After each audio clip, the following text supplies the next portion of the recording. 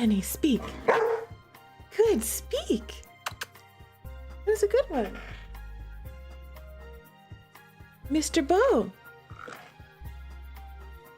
Go sit. Good sit. Good sit, buddy. Look at him. He's so cute. They're both so cute. And let me tell you a little bit about our mission for today. This is Gilded Shadows. In this sci-fi romance visual novel, we finally settled into our swanky new apartment. We're living with Endgame, a sort of police faction, and Magnus is the guy in charge, and his boss is the council. Everyone has been telling me that Magnus is a total red flag, but honestly, y'all, I don't see it. Sure, he's a tease, he's a troll, but what's so wrong with that? He's been nothing but sweet and charming, to me, so far. Well, I guess we have to keep reading to find out. So that's what we are going to do. And FYI, content note, this stream is intended for more mature audiences.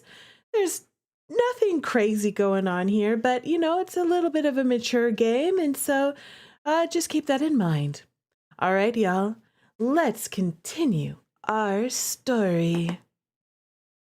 We're starting with Chapter 4, Lethe, which is the river of forgetfulness in the underworld, according to ancient Greek and Roman mythologies. Isn't that right?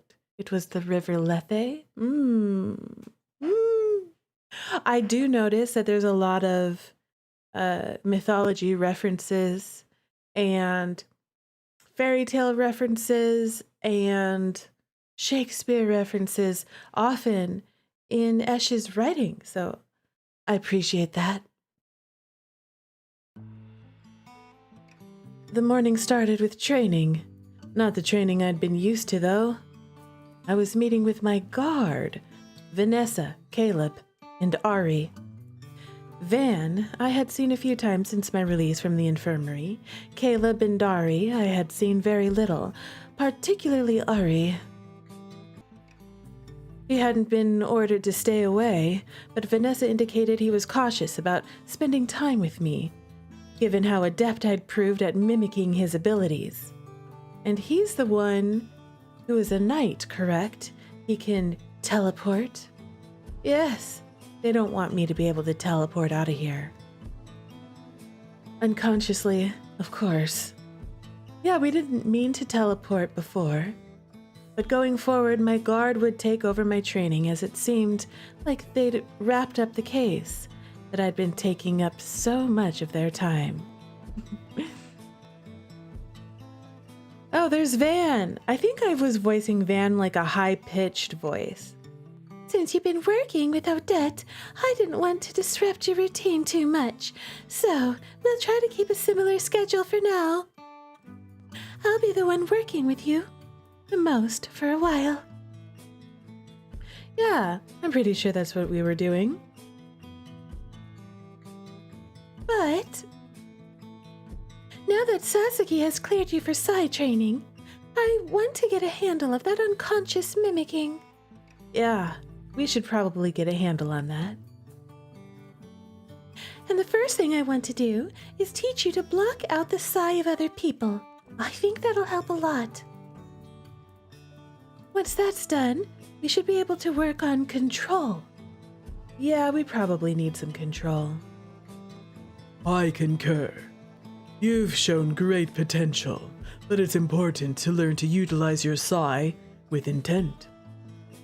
Seeing Ari after you missed out on the last stream is like watching your husband return from war.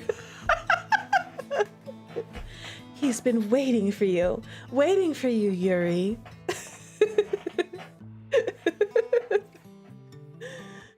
I remember those days of what that felt like. You know, I kind of get it.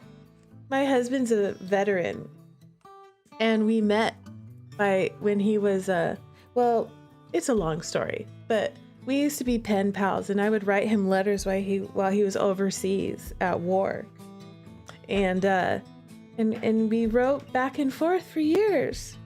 And I remember when he came back, and there's definitely a certain feeling that comes with that. He's been hiding from you as he should. You're a menace. I can respect that. Presumably, this will help you learn to turn it off as well. I'm trying to like get closer to my microphone today, so I don't have, I'm trying to save my voice. There's a lot of talking. So I'm trying to like speak more in a quieter voice, which means I just need to get closer to my microphone and I don't have to project. I don't have to yell. And for some reason, it's hard for me to remember that I don't have to project. I'm not on a stage, you know? I'm not talking to people that are hard of hearing. I can speak in a nice lower tone. To a degree, most of us can never turn it off like a switch. You learn to keep it in check, so you're not knocking buildings over when you're scared. Oh, thanks, Caleb. Are we like good now?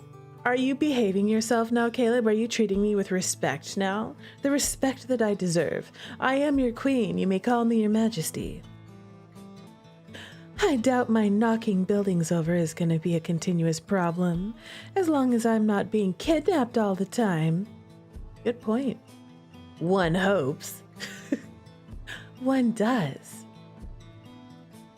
Okay. We don't want to have to pry you two apart again. Caleb being nice. He's still sassing me, Yuri. He's not being totally nice. He's still being a problem.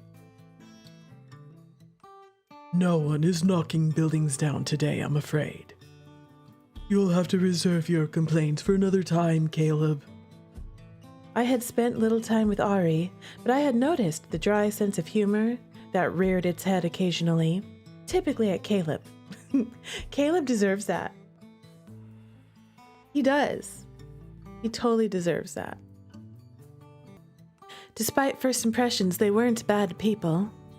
Caleb, well, he was grouchy, but not bad, I didn't think. Just annoying. He's a tsundere. That's what Caleb is. After the brief explanation of her plan, Van had us sit on the new mat, so we could warm up while she continued to explain a few concepts to me. I don't know where the word new came from. I just decided this is a new mat. We just got it. There was the concept of a sphere, which I was already somewhat aware of. This was usually used to refer to the area of awareness for clairvoyant ability. Wow. For instance, though it was called a sphere, most of the time we naturally expanded it up and outward from our feet. No one extended the sphere through the ground unless they were trying. Aside from that quirk, people's spheres extended outward in all directions in an even radius. The ability to reshape the sphere into distinctive shapes was unique to a few F-class espers like Ari. It's hot and smoky and you don't feel great? So you're whining at me? Thank you, Milky. I appreciate you. Me being your complaining board. That's what I am now, y'all. I'm a venting board. But I do hope that it gets better. You know that heat? It's no joke. Drink ice water, y'all. Take good care of yourselves, because like heat stroke is a thing, you know? Heat sickness, it's real. It's so real. Yeah, eat something, but like a cold salad or something, you know? Eat ice cream. Ice cream. Focusing in on a single point within the sphere was called caging something. For instance, when Ari sought me out the day I slipped into the city, he used this technique. Locking people out required something called a reverse cage, where you caged yourself to keep your awareness focused inward. Oh, thank you for redeeming drink actual water. I will do that. I have a whole full water bottle. You have a ton of tomatoes. You know what I love with tomatoes? Cucumbers with olive oil and vinegar. Delicious. We are playing Gilded Shadows. And everybody says, Milky, that Magnus is bad news, but I don't see it. He seems charming to me. So we're going to keep playing and find out, how bad is this guy? and we are currently training with our coworkers. Well, apparently I outrank them. They guard me, I guess? So they're teaching me how to use my psi abilities. You ate cucumbers with vinegar last night. So delicious. It's honestly one of my favorite forms of a salad. Not gonna lie. This was one of the first techniques I'd be learning. We also ran through my perception abilities and how it related to me seeing psi and mimicking it. They had read the reports from my training with Odette, but wanted to work on that together. All we did was work on intent, though. The goal was to help me figure out how to mimic on command while keeping my psi to myself the rest of the time. I would observe their psi, then let it bleed into mine until they matched, then return it to its natural state. The former was easy, the latter proved more difficult than expected. It was also a struggle to not naturally match my psi to those around me. Even if I was trying to avoid it, my psi would tint itself to match whoever was nearby, as if on instinct. That's where the reverse cage concept was going to come in. We continued working for most of the morning, but halfway into the session, the Queen's Guard was called into a briefing. Well, the Queen's Guard sans the actual Queen rank, because that's us. We are the Queen. I didn't mind being left out, but the progress in my training that everyone was pushing for was already slow enough, without being stalled by interruptions. On my way to my flat, I couldn't help but wonder if it would be better to give me teachers who weren't so busy. Surely there were other people capable of training me.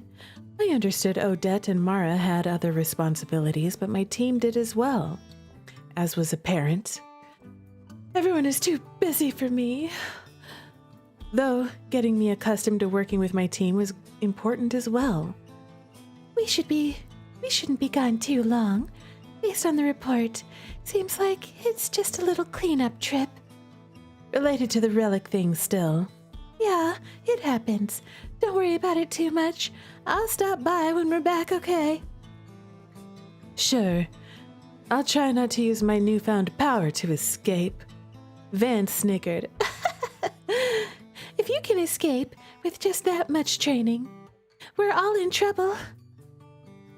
She escaped at least once before, with no training at all. Don't you have a briefing to get to? Quit sassing me, Caleb. Get out of here. See ya, Jitterrue. Try not to get into trouble while we're gone. All of you acting like I'm gonna do something terrible as soon as I'm unsupervised makes me want to deliberately do something terrible on purpose. Yep. We'll see you soon. While we're gone, you can continue to work on your own. From my flat, since I can't be trusted to train in the actual training room. Here we go. Anyway, try to work on the reverse cage thing I showed you earlier. You've already showed multiple times you have high subconscious awareness of the surrounding psi. You need to work on your ability to block it out. I'll spend some time on it. Good. We'll see you in a few hours. They left me alone again after a frustratingly brief session, and a part of me regretted not pointing out the fact it was considered an escape if I went somewhere without authorization. Made me seem more and more like a prisoner. But mentioning it every time just felt like I was being snide at this point, and they were just following orders. We kind of are a prisoner, real. Despite my annoyances, I was true to my word and worked on my sphere and cages alone. I'd got the hang of peeking into the hall and down a little way, and unfortunately into my neighbor's flats. No one was home, so I wasn't spying. But it felt like spying. What, could you actually see into other people's flats with your power? Or you could just reach into people's energy over there.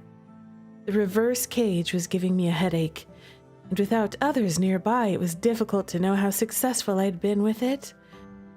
I still worked on it until I got frustrated with getting glimpses of my surroundings. Oh, okay, that's right. That's right. Because remember when Ari looked for us and used his ability to psychically project himself so he could kind of look around? That's what we're doing. Even though I was supposed to be blocking out that awareness, when I finally stood to make some tea, that was when I realized how long I'd been working. My body was stiff, legs numb. Girl, I think you should take a break. You deserve a break. I stretched up, relishing the satisfying series of small pops that ran up my spine and pleasant release of tension in my shoulders. You know what? Oh, we should all crack our backs and stretch. Yep. That was enough practice for now. Though, I continued to think on the training, even as I went to the kitchenette to make tea. Why was it so hard to set up a reverse cage, especially when the other things came so much easier? Blowing a frustrated sigh out of pursed lips, I gave up on the tea and left the kitchen. I actually put mascara on today. I don't usually wear mascara. And I'm like, I can actually kind of see my eyelashes. See, look. When I blink and I look down, I have eyelashes. I can see them. I can see my eyelashes. What do you think about that?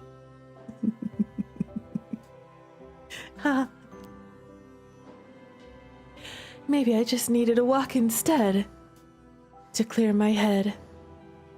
It wasn't like there was much point to continue struggling with it on my own. Of course, I didn't have an escort this time like usual, so where could I go? Oh, that's right.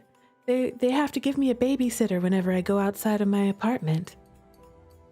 Damn it, I'm not a prisoner here. I was in Cor Solaris, so there wasn't any danger. Staying in my room all the time wasn't an option. I stalked to the door and grabbed my shoes, determined to go somewhere to clear my head. Then thought better of it and went to change out of my training clothes first, at least. Thank you so much, Milky. I quite like the dramatic eyeliner myself, too. It's very sharp. When I first left my place, I had no destination in mind, but unable to put my struggle with reverse cages out of my mind, I ended up in the archive. I actually really like this background. This is so cool. I would hang out there. Am I allowed to be in the archive without a babysitter? I hope I run into Magnus. I would like to talk to him some more. I might not have an extreme motivation to learn to use Psi for the sake of being the best possible agent, but if I was going to learn, I wanted to do my best. So why not see if I could find anything useful in the archive, since my teachers were gone? Surely they had amassed a lot of research about psi techniques, right? And like always when I entered a library, it didn't take long to fall headlong into a research vortex. One thing led me to look up something else, and then that took me to a totally different subject, and soon everything else was forgotten. Yep, it's kind of like Pokemon. You can only learn so many things at one time. If you learn too much, you have to forget something, you know? Don't forget to breathe. Interesting. I murmured it to myself as I ran my finger along the bottom edge of the screen in front of me, flipping the image to the next page. My voice, barely above a whisper, seemed louder than normal in the otherwise quiet archive. I looked up, but, of course, no one heard me, or if they did, they paid no mind. I made a pleasant discovery about halfway down the rabbit hole I'd fallen in. Despite that no one had told me, I was already in the Endgame system as a first guard member. one of the highest-ranking agents in Endgame, and high-ranking members had access to a lot of information. Wow. I'm brand new, and they already put me at the tippity top of their organization. That's pretty amazing. I didn't even have to earn myself all the way to the top. You know, I didn't have to earn my way. I started off being the best.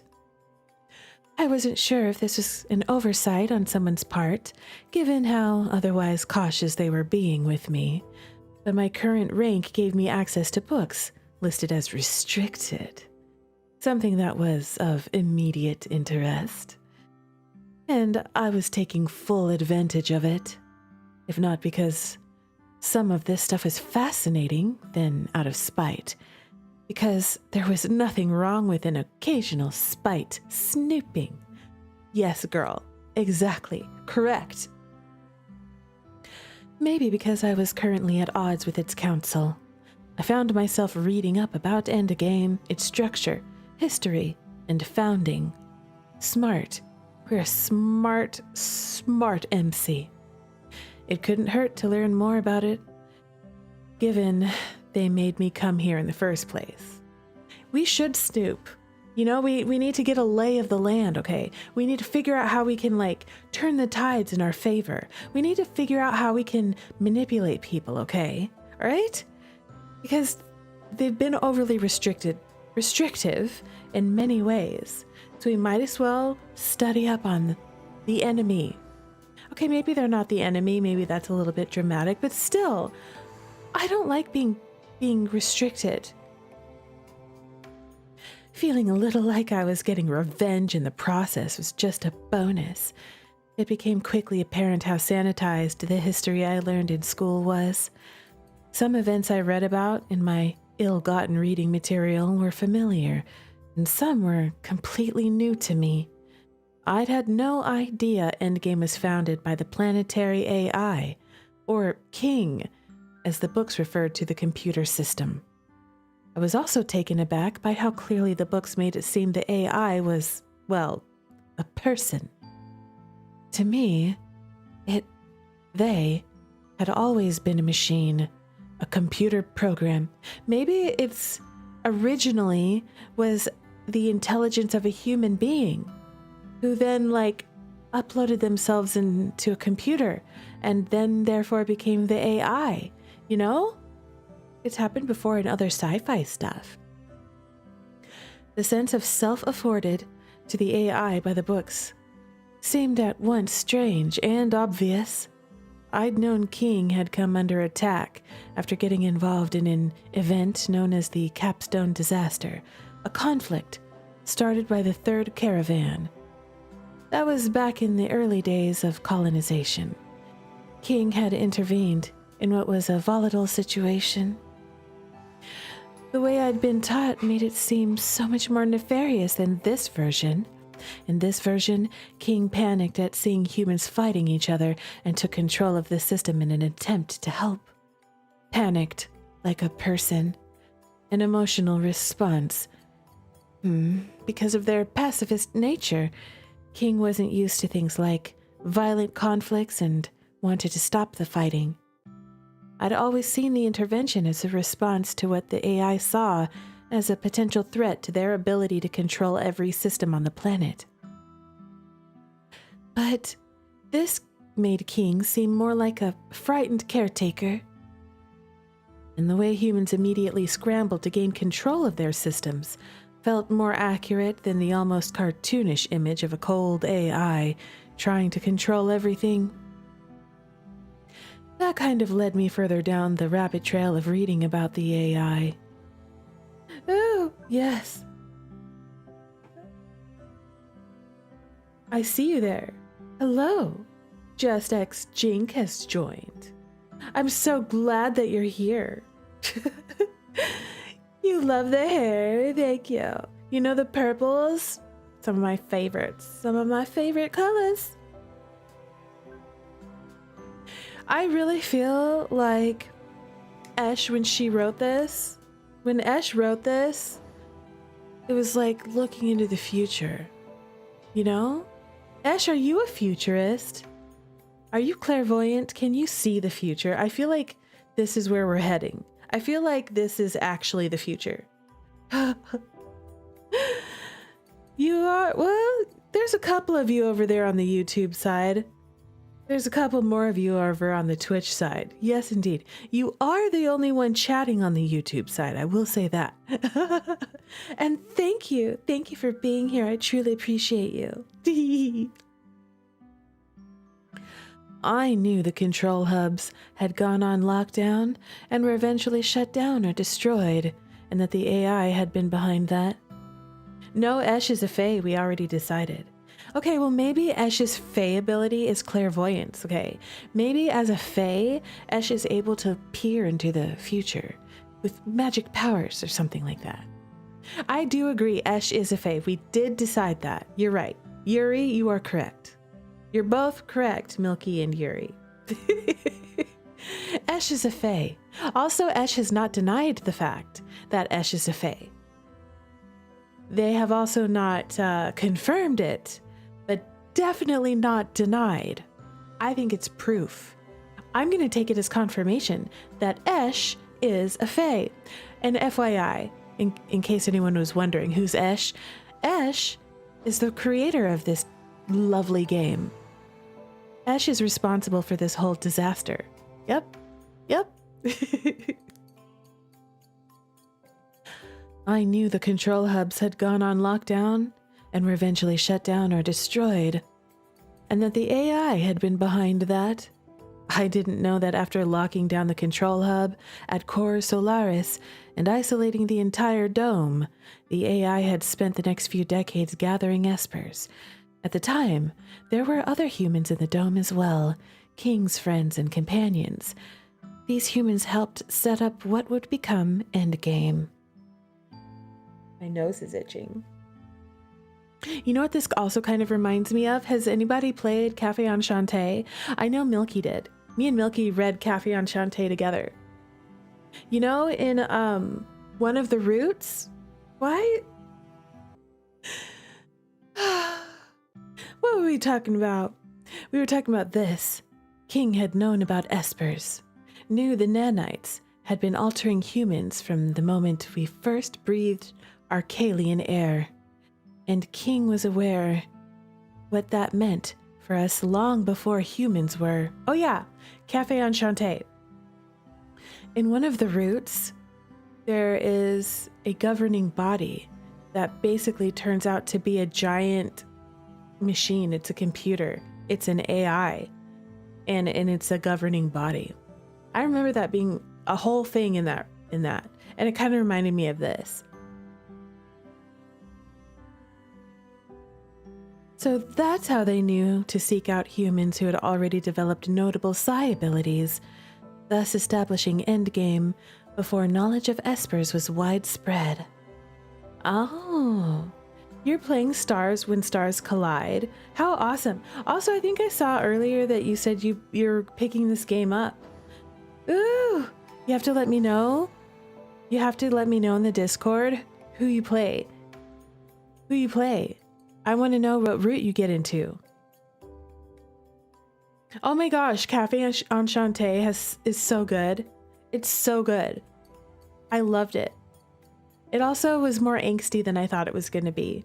I was like, oh, look at this cute little fairy tale game. Y'all, it was not a cute little fairy tale game, okay? There were tears. You're going to get this game on Friday when you get paid. Oh my gosh. That's awesome. Okay, definitely tell me who your first LI is when you get going. Originally, Endgame's primary aim had been to protect King. Doing that, of course, would end the war by default. Making King unattainable by creating an army to protect them meant there would be no reason for humans to keep fighting for control of the AI. Though, of course, things were never that easy. Fighting continued, just not as overtly over King. I had known none of the information about Endgame's origins. It was a history most people had no idea existed. I suppose that was intentional. Yeah, they don't want the common people getting to know too much about them, you know. They don't want an uprising, right? Information is power, as they say. Knowledge is power. They don't want people to know too much. Reading it made me feel strange. Somehow, it made Endgame seem at once more wonderful and more disappointing. The idea of guarding some kind of beautiful relic of a tragic past. There was a strange allure, a call to be a part of that, but to be inside it and frustrated by bureaucracy and the like. I stood, a frown on my face as I went to return the data cylinder back to its place. Instead of a book, it's a data cylinder. How anticlimactic. In a way, I could almost understand the Council's painful desperation to stay at the top of the pack. The world had changed, and espers with it. Endgame is no longer the only one with espers, which meant the organization was becoming less and less undefeatable with each passing year. I wonder, though, Endgame almost is like a paramilitary type of a group, and they're doing all of this training, and they seem to have a lot of type of governmental type of authority. So compared to the other groups that we've gathered hints about, they probably are the most powerful faction in this game, just by pure numbers of them and the kind of paramilitary sort of government nature of their organization compared to the others. That's just an assumption, because this is my first route in this game and I haven't actually experienced any of the routes outside of this faction yet. But I will get there later. But it was difficult to know if the council was clinging to power because they were worried fighting would break out over King once more, or because they were used to being at the top. Maybe a little bit of both, you know? Well, maybe it was a little bit of both. That people would seek the AI again as soon as they were strong enough was probably not far off the mark. People will seek anything that will give them an advantage, yes. But it was also true that people with power were often afraid of losing it, and organizations could lose sight of their vision with time. Reality was always messy and nuanced, but that didn't make me like them any better. Unknown woman? Enjoying the archive. It took a split second to realize the voice was too close to have been speaking to anyone else but me. Oh, wow, look at her beautiful, stunning hair. Wow, she's like extremely gorgeous. Holy crap. Look at her earrings. She's so fashionable. Oh my gosh. Look at her. Like, her makeup is like slay. It's perfection. Her eyes, her lips, her skin. Everything about her is slay. Oh my gosh, she's stunning. Who are you? Behind me was a woman I didn't know, but who was somehow familiar. That's my hair goals. I want my IRL hair to be just like that. I want it to be shaped like that. I want it to be that long. That long. And I just want it to be like flowy like that. That's hair goals all the way. I know, it's stunning. My gosh. She was watching me in silence, expression unchanging. I noticed right away she was a bishop. When I didn't respond, she tipped her head back and repeated the question. I am, yes. Sorry for not answering. You startled me. Your training hasn't yet extended to teaching you something as basic as utilizing a sphere to keep a watch on your surroundings. That's a lot of words. I was just cleared for psi training and began working on utilizing a sphere today before my team was called away. I'm sorry, do I know you? You know very well you don't. However, my sister is a member of your guard, And your name is? Lethe. This is Lethe. Are you forgetful by any chance? Like the river Lethe? Most refer to me by Lethe. You may do the same. Did you need something from me? Something about her attitude was off-putting, and I suspected she hadn't stopped by to just say hello. You have developed a new ability? Why didn't you report it? Are you, like, throwing shade at me? This is the first time you've ever spoken to me. Why are you giving me sass? I let out a slow breath, instantly annoyed. I would be too, IRL, somebody coming up. Why didn't you do this? Why didn't you do that? Can you explain to me why this didn't happen? Excuse me? Are you my boss? Are you my mom? No? Then get out of my face. I don't know what you're talking about, so you're gonna have to be a little less cryptic. You were not showing up on our internal scanners or security cameras. Nor could the bishops in our security team locate you. They had to call me in to find you. The only other person with such skill to go undetected is Ariel Vaughn, your knight. That sounded suspiciously like an accusation right there. I did my best to keep the irritation out of my voice when I replied. Listen, okay, I'm a queen. I outrank you, okay? Don't give me sass. Well, I don't know what her rank is, but still. Don't come over here accusing me of stuff, okay? Ugh. I was working on mimicking the abilities of my teammates earlier today as part of a training. I've been struggling to revert my psi back to normal after mimicking someone, so if I was copying one of his abilities, that's why. You're so lacking awareness in your own abilities, you don't even know whether you're mimicking someone else. Girl, don't give me that. I'ma slap you. The thin thread of patience I'd been clinging to began to fray. Listen, you're stunning, okay? You're gorgeous. Your hair goals. But I don't appreciate you coming up to me and accusing me of stuff, okay? All right? Listen, I'm not trying to escape or anything. I'm just studying. What's wrong with that? Was there something specific someone needed from me?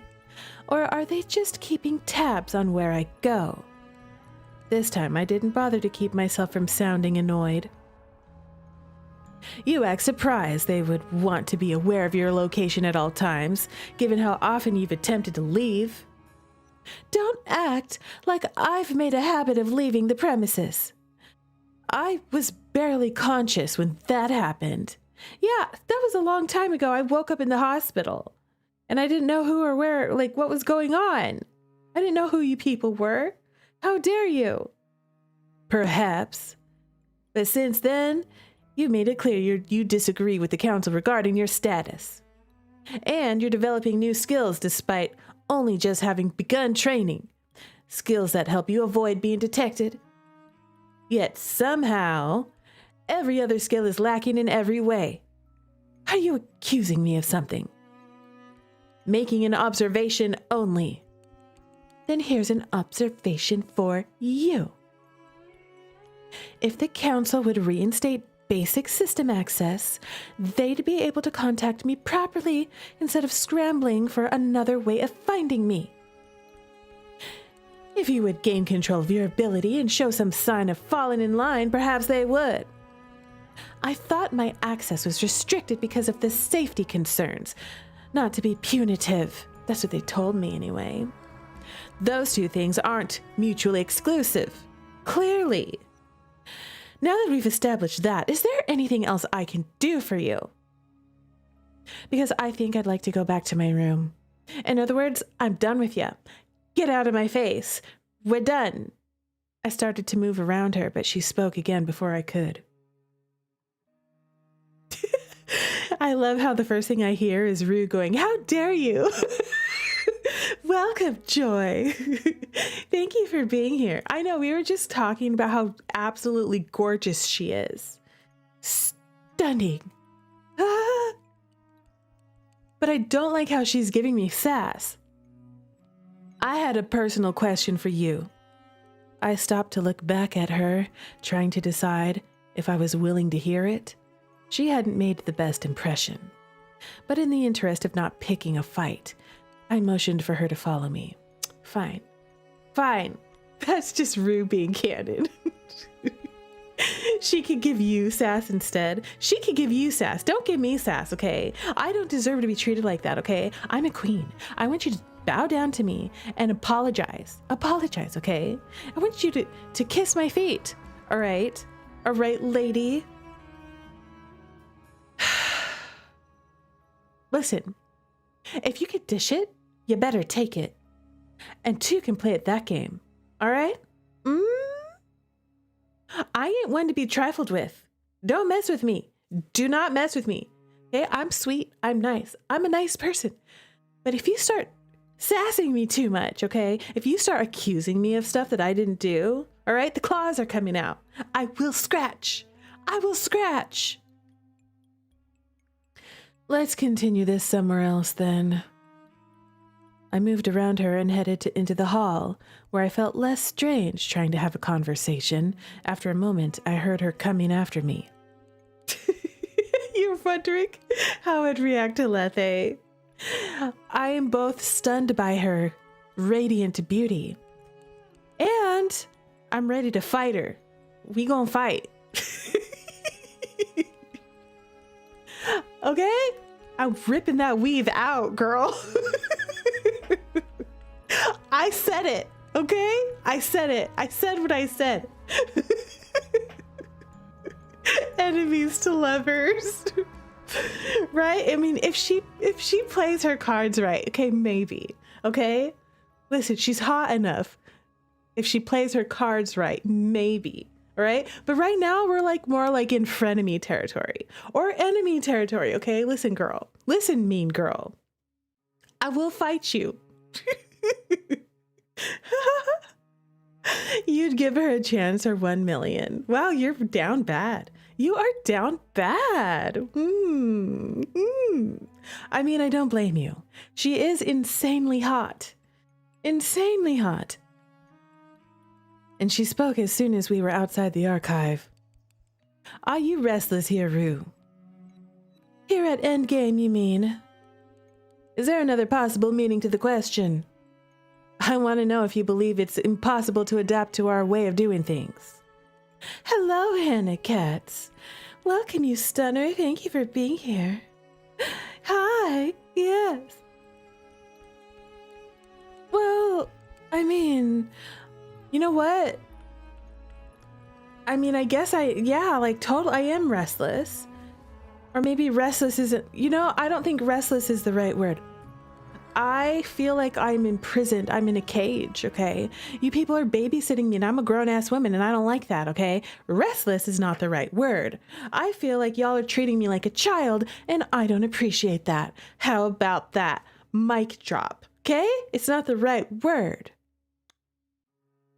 I thought carefully about my answer before I responded. I don't think restless is the right term. But you are unhappy here. I don't know about that either.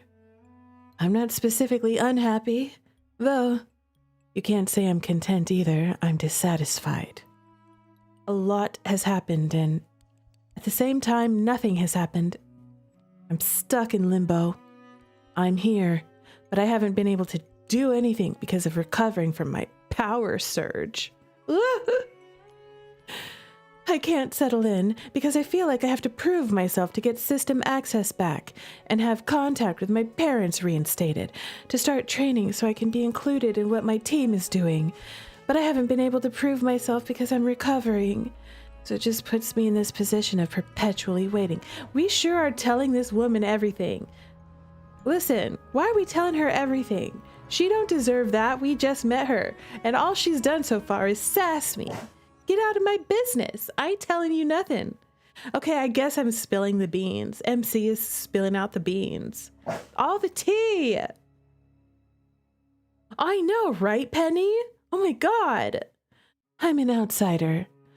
I'm so excluded from things inside. But I'm also being excluded from the outside world. That contradiction makes it difficult to adjust and has set me at odds with your council. But I am doing my best. Girl, why are we telling her everything? They believe it's a pity you were found so late. Yeah, people keep saying that. Everyone here is psychic. They're just asking out of politeness anyway. They already know. Okay, fair. All right. I guess if we feel like word vomiting everything that's in our brain, we might as well, considering everyone can read our brains anyway. A child would have been assimilated quicker and would not be, as you say, at odds with our council. No matter how difficult it is for you, we will not let you go.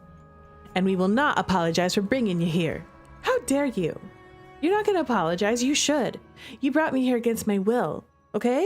You should be sorry. How dare you? We need your abilities. You have an entire organization of espers.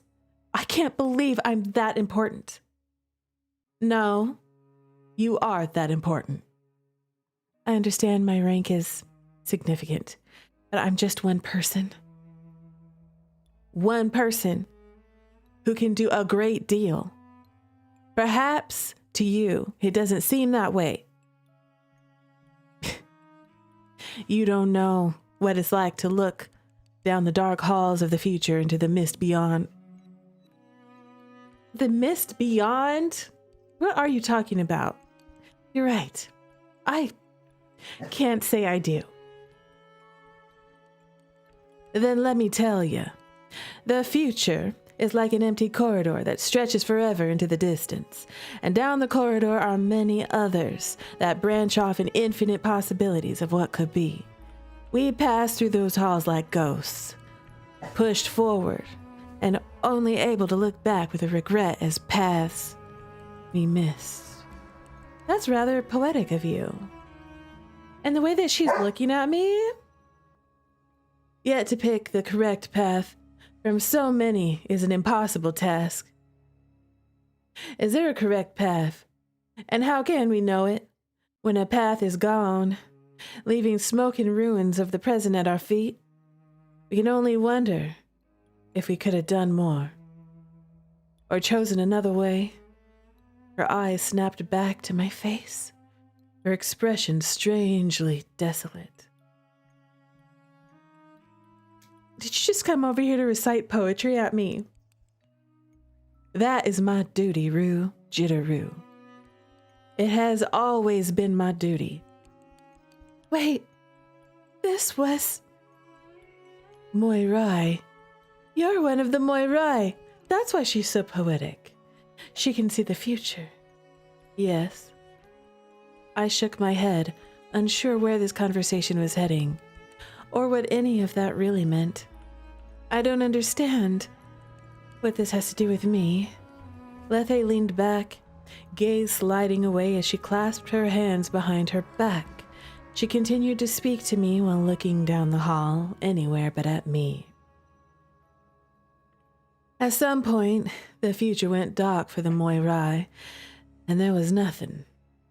Like light had vanished, and there was nothing more to see. What does that mean? That's something I would ask. In the past, when the Moirai lost sight of the future, it meant that something significant was ahead of us. Actual rude dialogue. Yep. Yes. A change. All I know is that I saw a bright spot in the shadows ahead, and in that spot stands a single queen rank. Me? Lethe's voice softened, going thoughtful and dropping to just above a whisper. I had to lean in closer to hear everything. I decided that Lethe is one of my cousins and talks like my cousins. So I'm talking like a particular cousin I have. Your cousins too. I have a lot of cousins in several southern states. Y'all know what I mean. Mm-hmm. Mm-hmm. And that's how they talk. Even now, I sense you're walking an unknown path to an unknown place. You are important, and your restless footsteps echo in my mind, like an answer or a call. It's not a visual novel playthrough without some character getting a southern accent. I know, you have a lot of characters, Esh, and I only have so many pitches of my voice that I can do. So, some people have to get accents to try and differentiate characters. And then MC always just gets like, you know, no accent as much as possible. Sometimes a little bit of like, I had a lot of classical training to train out accents for a while when I used to do news. And I practice enunciation and speaking in like no accent. I practiced that for a couple years until it got to be first nature. First nature with no accent whatsoever. I had to practice enunciation and all of that kind of a thing so that way I could let it be a part of me. And then it actually started kind of, then I wanted to bring accents back and dialect back into my speech, and it actually was hard to bring it back in. So now I'm like practicing dialects and things. But yeah, for a while I had been training it out of me. Yeah, the game has a huge cast. As the doctor said, all planets have a south? Probably. Exactly. All planets have cardinal directions, okay? You have to have some way, shape, or form of reference. Okay? Okay.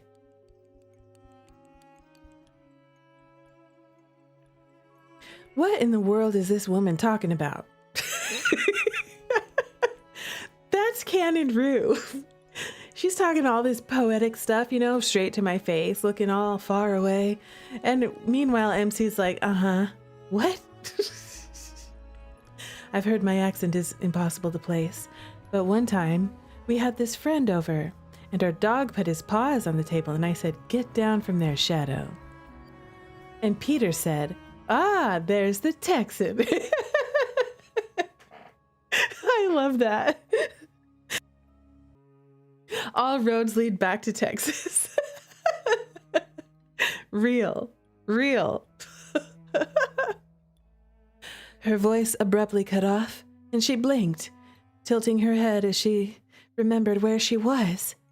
She focused on me again, a frown crossing her face. When she spoke again, her voice was taken on a cold, rushed tone. "Now that you're here, you should focus on your training, not exploring, escaping, or family. Just on becoming what you need to be.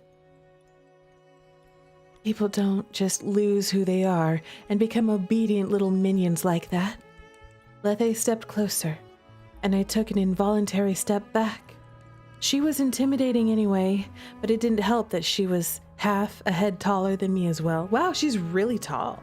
Wait, how tall is MC though? Did I give Van an accent? No. Oh, maybe I should. Okay, Van's gonna, cause Van has the higher pitched voice, you know, so maybe she's gonna have a little bit of the accent as well. They have to, Van has a voice sweet like honey. Lethe is stallion. I think Morgan is 5'5". Morgan is tall too. So that means like Lethe's gotta be like 5'9" or something. 5'10", you know?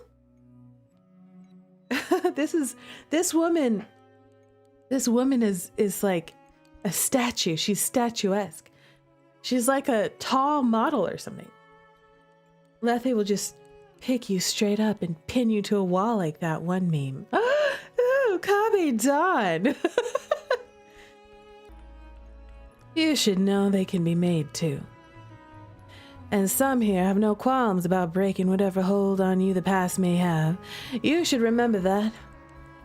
What does that even mean?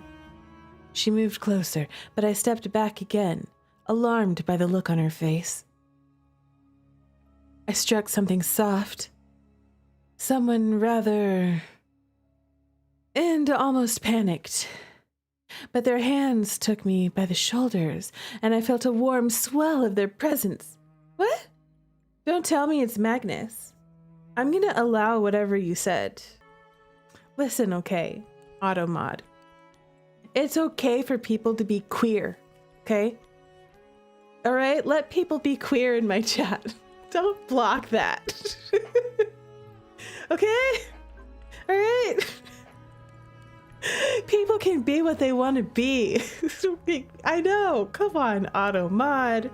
Come on. Automod saw your name and said, no, shut it down.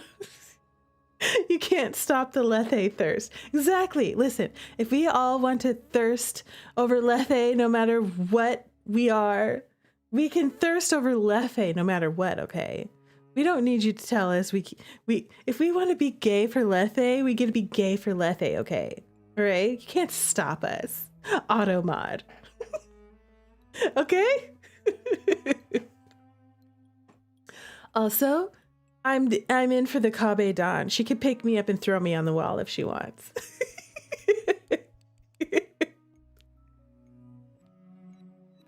Anyway, a familiar presence. Tipping my head back, I found Magnus there as I expected. Ooh, did we just step on his foot on accident? You know, we were like backed up into him. Hi, Magnus. I was hoping we were going to see our man soon. I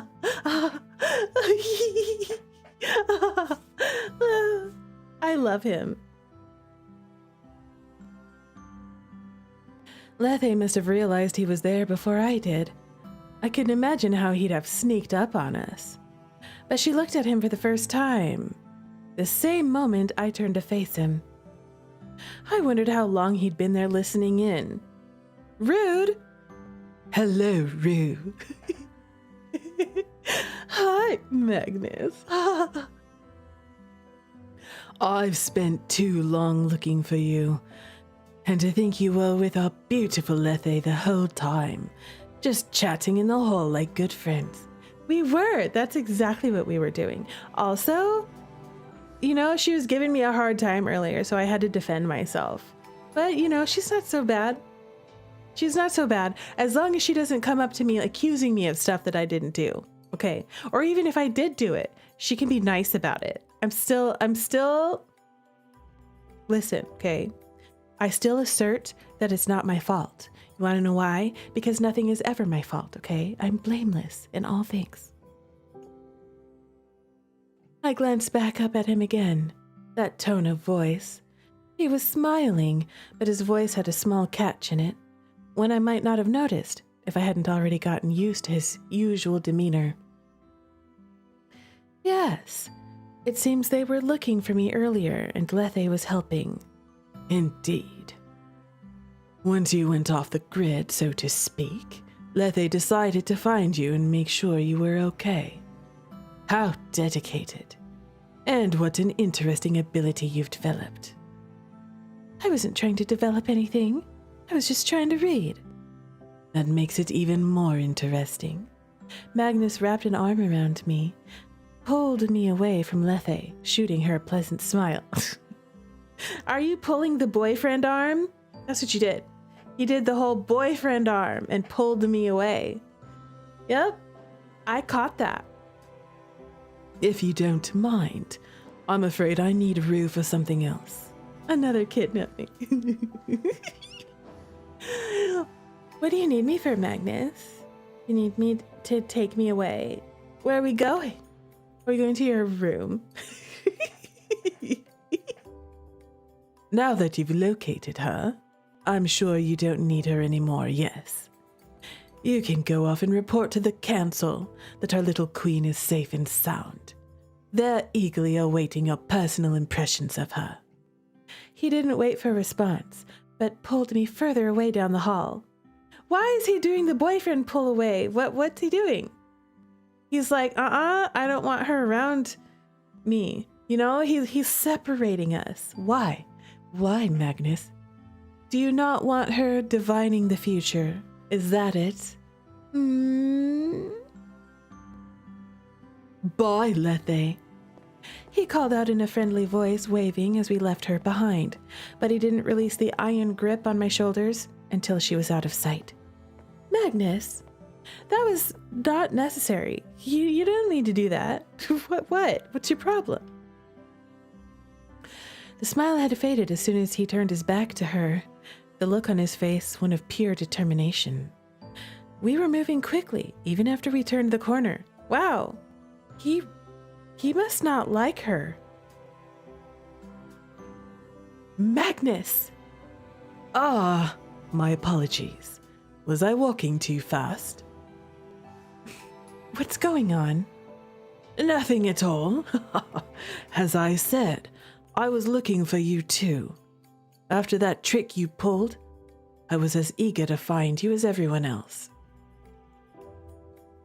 Do I believe that? Are you going to tell me what just happened back there? Was it necessary to pull me away like that? That was also nothing in particular, but I think it would be better if you avoided Lethe in the future. Why is that? Well, it's just that Lethe is tricky. Well, she did have an attitude. Tricky, really. That's all. You should not believe the things Maggie says. Esh. What? Why? Why? Why?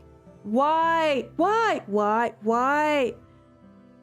Joy, I hear you, Magnus, but also she's fine AF. That part. She isn't someone you can deal with yet, Rue. She is one of our strongest bishops after all. She's closely aligned to the council, and I know how much you love the council. Anyway, your god has returned. I'm sure they'll be looking for you. That's why you came to find me? No. Then did you come to find me to get me away from Lethe? Well, she's a bit intense, right? I've always been afraid of her. She just stares at you, doesn't she? And she always starts muttering about the future. She did do that. She did do that. You're trying to get me to not trust Magnus, but he's my man, Esh. I love him. Why would I not trust him? Why would I suspect him of lying? Why?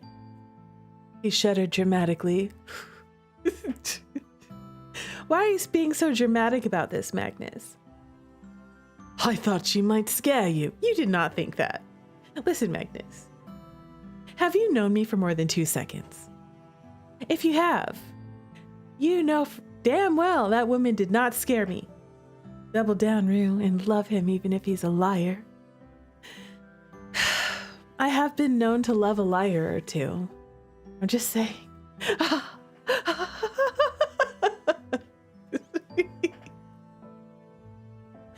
He was deflecting. As usual, he only talked like that when he was trying to avoid the subject. He's got beef with Lethe, but he doesn't want to tell me what it is. There was definitely something more at play than he was letting on. I was surprised they noticed I left my room at all. I gave him a long look. There isn't some kind of surveillance in my flat, is there? Please tell me no. I will have to protest that loudly. There better not be a camera in my place. I'll be upset. We need privacy. We may need to revisit Caleb's complaint that I knocked a building down, because spying on me in my private quarters will warrant that level of response. There is not. I shut it down from the start because it seemed rude. I mean, what if someone saw you in your underwear? Wait, what? He shut it down. That means there was a camera in there. Listen, I can excuse you lying unless it's cheating. I feel the same way as Yuri. It depends on what you're lying about, I suppose, and why you are lying. You know? But listen, it kind of concerns me that he had to say that he shut it down from the start, which means before I moved in there was a camera. What if there still is and he's lying about that? Indeed, that would be very unfortunate if I ever found out anyone saw me undressed when they weren't supposed to. But the fact you turned cameras off means they are there, and they were supposed to be active. Yes. How do they justify that? Or thank you for deactivating them? You know what? Do I thank him or do I react? You know what? I'm going to be emotional about it. How do they justify that? Anything can be justified, as long as you say the greater purpose is more important than the person's rights. Thus, the cameras were for your protection. Your protection is for everyone else's protection. They only wanted to help because we needed you to be safe and carefully governed. Those are the ways they justify it. Turning them off may well be for their protection, because if I found out I was being spied on, I swear to you, I would tear this building apart until I found them, so I could complain in person. Oh dear, that might be fun to watch, but I fear I'll have to keep that little threat to myself. I think there are other ways to guarantee your safety that don't require watching you so carefully, so I turned them off from the start. Will that get you into trouble? Until today, I've been briefing the council on your progress, and that was enough. Since the others give me daily briefings about your progress, I was able to extrapolate enough information to satisfy the council. Today, they checked themselves and discovered the cameras have been deactivated. Oh no! When they tried to locate you with our internal security systems and couldn't find you, they were displeased. I was with Ari this morning and was doing some side training alone in my apartment earlier. We're trying to make sure I can turn my mimicking on and off at will, and that I'm aware of when I'm doing it. Really now? Yes, it's a work in progress. What do you mean, really now? Magnus is in a perpetual state of trouble with the council. I kind of love that for him.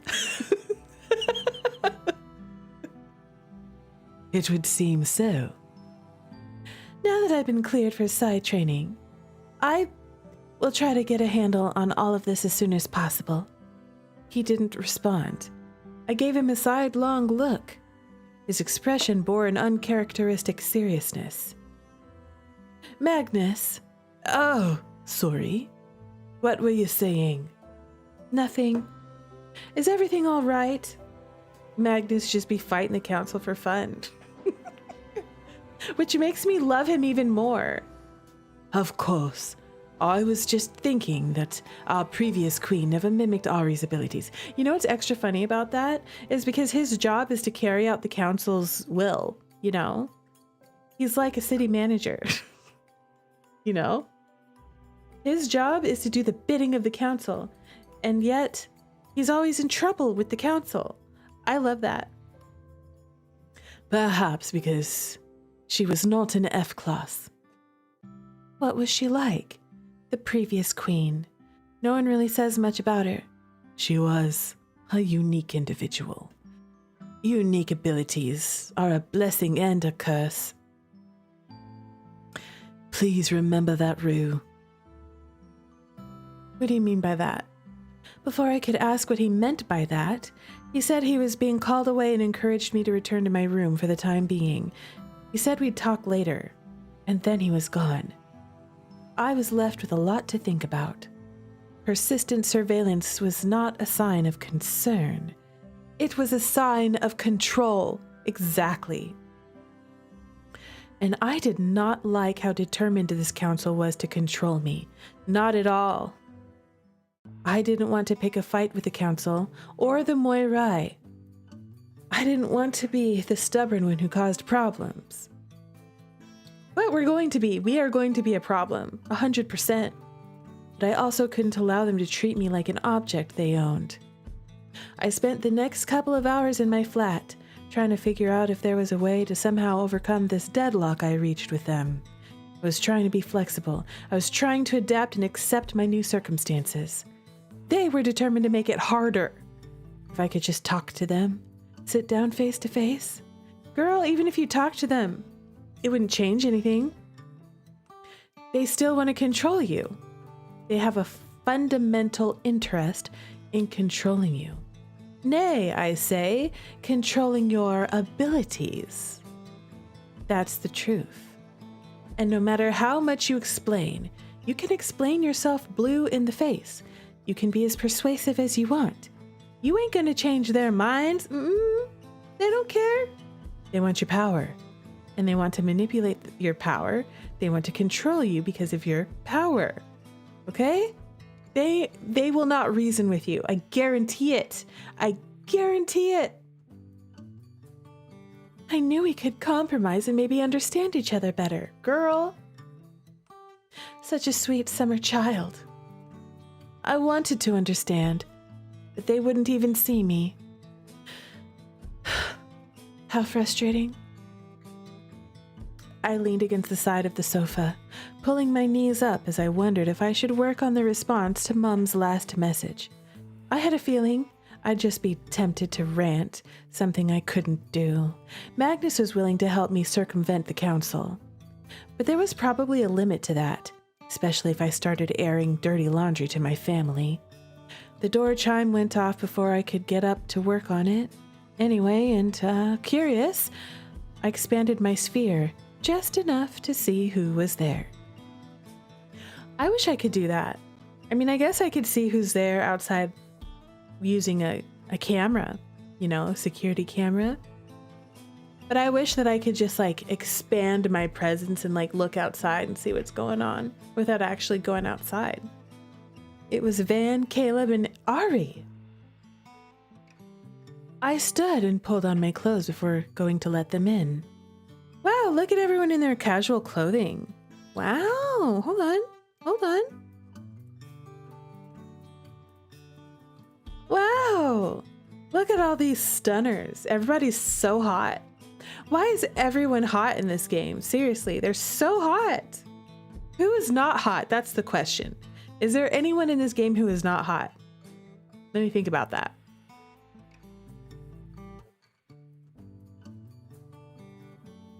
No, there is no one in this game who is not hot.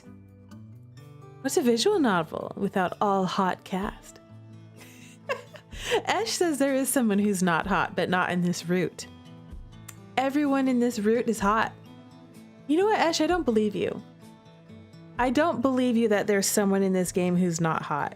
You're gonna have to send me a picture. And I will judge for myself whether or not this person is hot. Considering your taste in the mayor, okay? Listen, Mayor is fine. He's fine. And you insist that he's not hot. Okay, listen, I can see past the mustache. The muskrat mustache.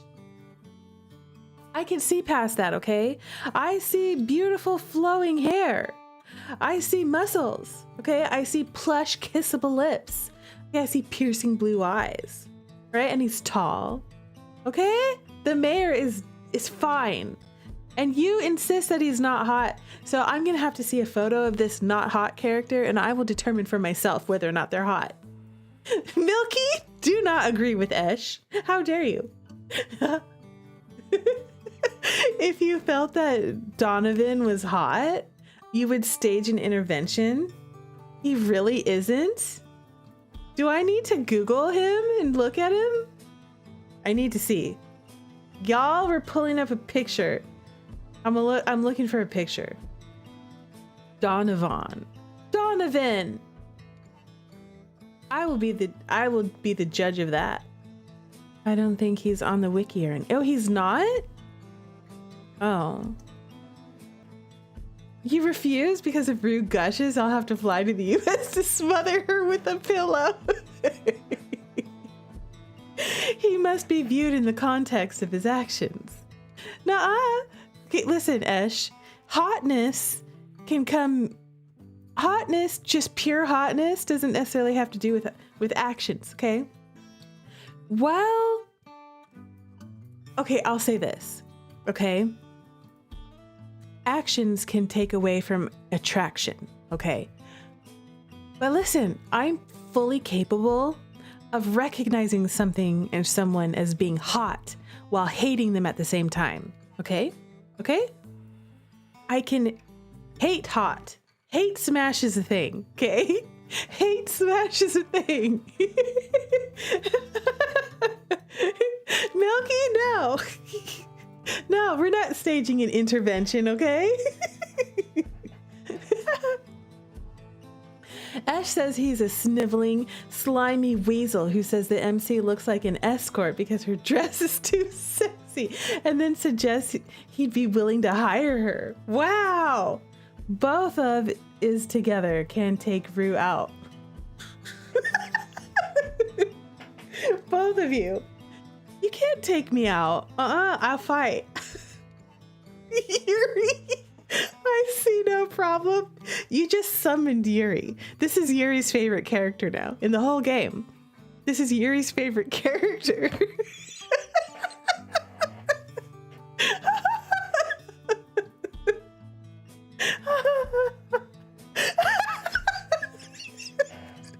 No saving us.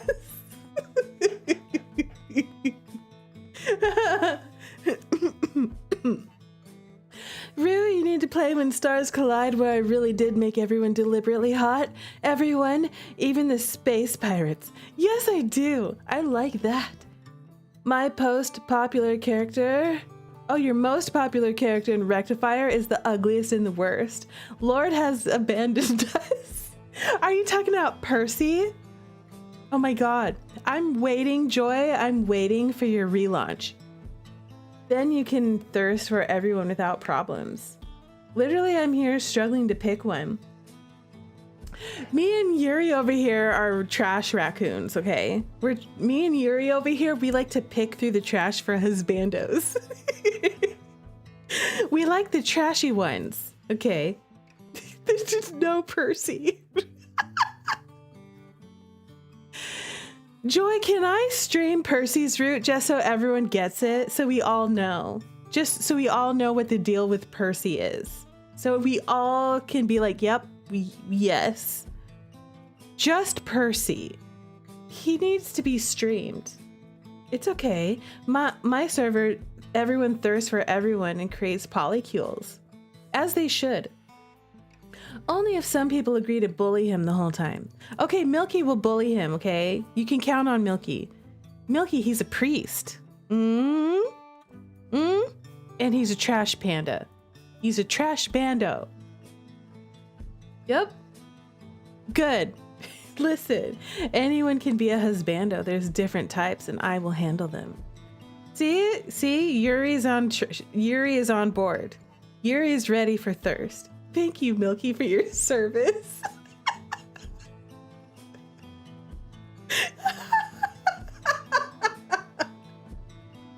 Yuri, the husbando tamer. I don't give the worst ones to Yuri, okay? Yuri can handle them. Listen, Yuri's got even trashier trash taste than I do, and I have trash taste. I have horrible taste in husbandos. Terrible taste in husbandos. But because of Eric, Yuri takes the cake. Because of Eric, okay? I couldn't with Eric. I was like, no, I can't with Eric.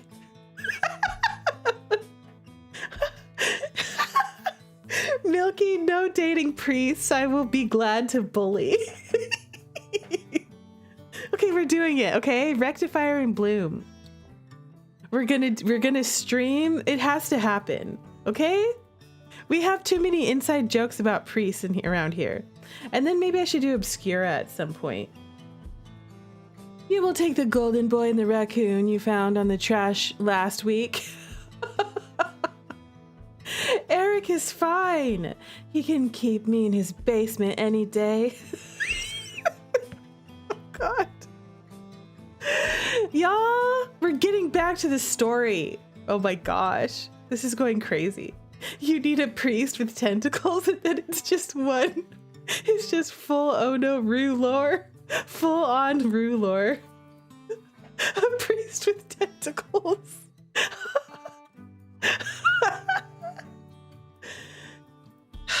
Y'all have turned tentacles into a thing around here.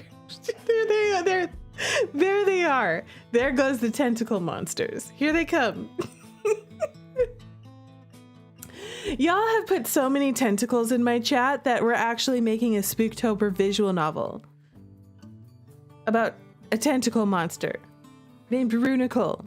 Holy tentacles. Exactly. How dare. How dare you? I can't even say anything about it anymore. You wanna know why? Because I've capitulated, okay? Runicle is happening. Runicle is going to get her own visual novel. Yes, she is. Her existence is pain. And she's going to be romanceable.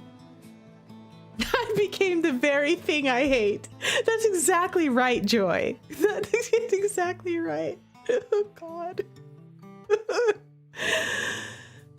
This is what I get for digging up too much trash in visual novels, romance games. All right, well, now that we're done ogling over these hotties and talking about the few hotties that Esh claims are not actual hotties but are, let us continue our story. That's my karma for lessing over the merrier. You know what? I'm going to find that clip and I'm going to put it in the Discord later. Just to remind everybody, okay, that he's hot. Hot! Yuri will agree with me. Yuri, when you see the clip, he locks us up in an attic, Yuri. He locks us in an attic. You've been summoned. You got me. See? Yuri gets it. Yuri gets it. Is everything all right? They worried I ran off again? Sent the three of you to make sure I'm being an obedient little shut-in. No. Maggie told us what happened earlier when we debriefed him earlier. Oh yeah, Maggie. I was like, who's Maggie? Maggie is Magnus. We didn't come to make sure you're obedient. We came to make sure you're okay. Oh, y'all are so sweet. Also, look at Van. Like, that shirt, like the cut of it, like, woo. That's a hot shirt. Girl looking fine. Oh my gosh.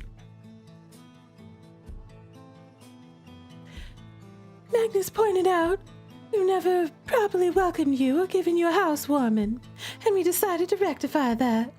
Oh, you're so sweet. I know they're both so fine. It's just one has the shorter hairstyle and one has the longer hairstyle. You know, one is tall and one is short. If you're up for it. I let out a soft laugh, frustration melting away at that. Sure, of course, come on in. I stepped aside to allow the three of them inside. If Magnus suggested this, I'm surprised he didn't come with you. Well, I guess Magnus doesn't have a problem with, like, he only has the problem with the sister, the Moirai one. He only has the problem with the one that has the ability to see the future. Is that suspicious?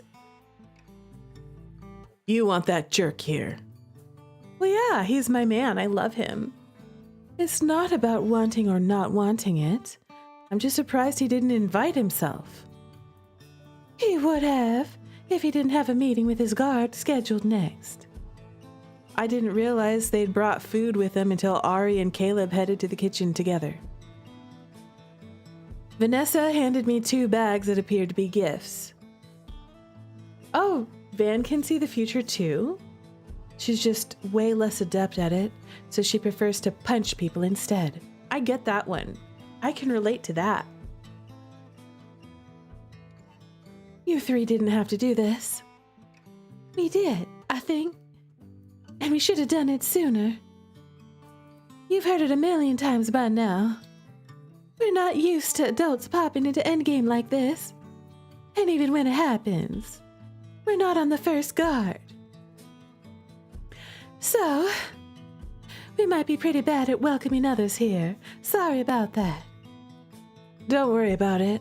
And yes, I have heard that many times even today. Your sister said it as well. Ronnie. Maggie said he found you with her. I hope she didn't say anything offensive. Oh, she did. She did. Ari came to the living room and handed me a glass. Veronica has a unique way of looking at the world. Some people find interactions with her annoying as hell. She wasn't offensive, but maybe a little annoying, yes. And a little odd. No offense. None taken. No one knows what she's like better than me. Not that she was always like this. He came to where the rest of us were bearing a plate of what looked like appetizers and crackers. What looked like appetizers? What is what looks like an appetizer? What manner of food is this? Do they have like Star Trek type of food situations, you know? Well, we do remember that Magnus went to the grocery store to get us some food on that one day. But can they is there a cafeteria where you can be talk to the computer and have it replicate? Yeah, that's what it's called, a replicator. Can you get a replicator and have it make you food? She can't see it well because she's short. It's a tray with stuff on it. Fair. I would like to have a replicator in my house. I would like to have one installed, okay? And then not have to cook anymore and just look at it and say, Earl Grey, hot. And then it gives me hot Earl Grey tea, okay? I'd like to say tiramisu cake, warm, okay? And I get the perfect tiramisu. That's what I need. No, she wasn't. What happened to her then? Being a part of the damn Moirai.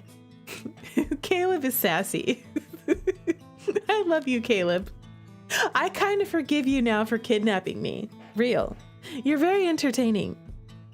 It started before that, really. It happens when you get that stuck in the future, you know. All that anxiety about what's coming and regret about missing opportunities. It's one thing to regret a perceived opportunity, but knowing you tried to steer things into a better path and failed, it's like Cassandra from mythology. It's tough. You know what I mean about Cassandra, right, Esh? Cassandra. She was the seer who was fated to be able to tell the future, you know? But she was cursed because no matter what she told, even though she was always accurate, okay? Her prophecies always came true. No matter what, she tried to warn people, she tried to tell people what would happen, and no one would ever believe her. That was her curse, and it drove her mad. You don't think you would like to be Cassandra? You do know Cassandra? All because Apollo couldn't get in those pants. How dare you, Apollo? All because of a trifling man. Yep. Exactly. That's what this conversation just reminded me of. You get so stuck on what's coming, you forget about what is. It's a shitty way to live. It sounded like it. That was certain. Are we not supposed to be focusing on more pleasant things this evening? Thank you, Ari. It's always Zeus or Apollo. It's always one of these guys. Apollo was such a jerk when he couldn't get in someone's pants, sometimes Poseidon. Listen, all of the men, they were, you know why? Okay, Hephaestus also. He is included in this. He is included. Honestly, The only one who redeemed himself in my eyes was Hades. Okay, he done bad when it came down to Persephone at first, but then they became an epic love story. They were like enemies to lovers. And then he was like loyal and stuff. In later myths, he was described as being like real sweet and everything. He was like the perfect husband. Everybody else trifling, cheaters, and upset if you didn't want to dabble with them. You know what I mean? Yeah, Ari's like, let us begin to have fun. In that same way, let us begin to have fun, not let's have fun. Let us begin to have fun. Yeah, Hades didn't do anything wrong. Hades is innocent. Listen, okay? She shouldn't have ate that pomegranate. Okay? She was the one that ate the seed. He didn't force her to. Okay?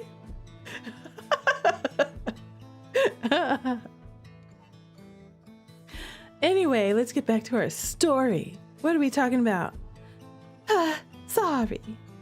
I didn't mean to talk about something depressing. I'm just glad Ronnie didn't do anything strange. Hey, hello, K-pop demon hunter. I'm so glad you're here. Welcome, Stunner.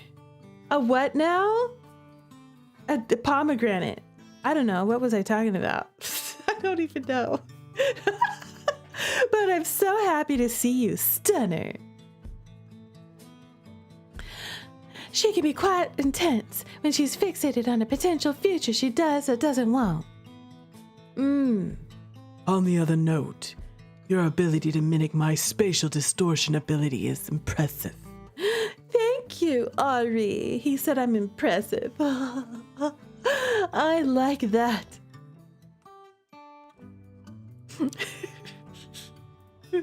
I know, poor Persephone.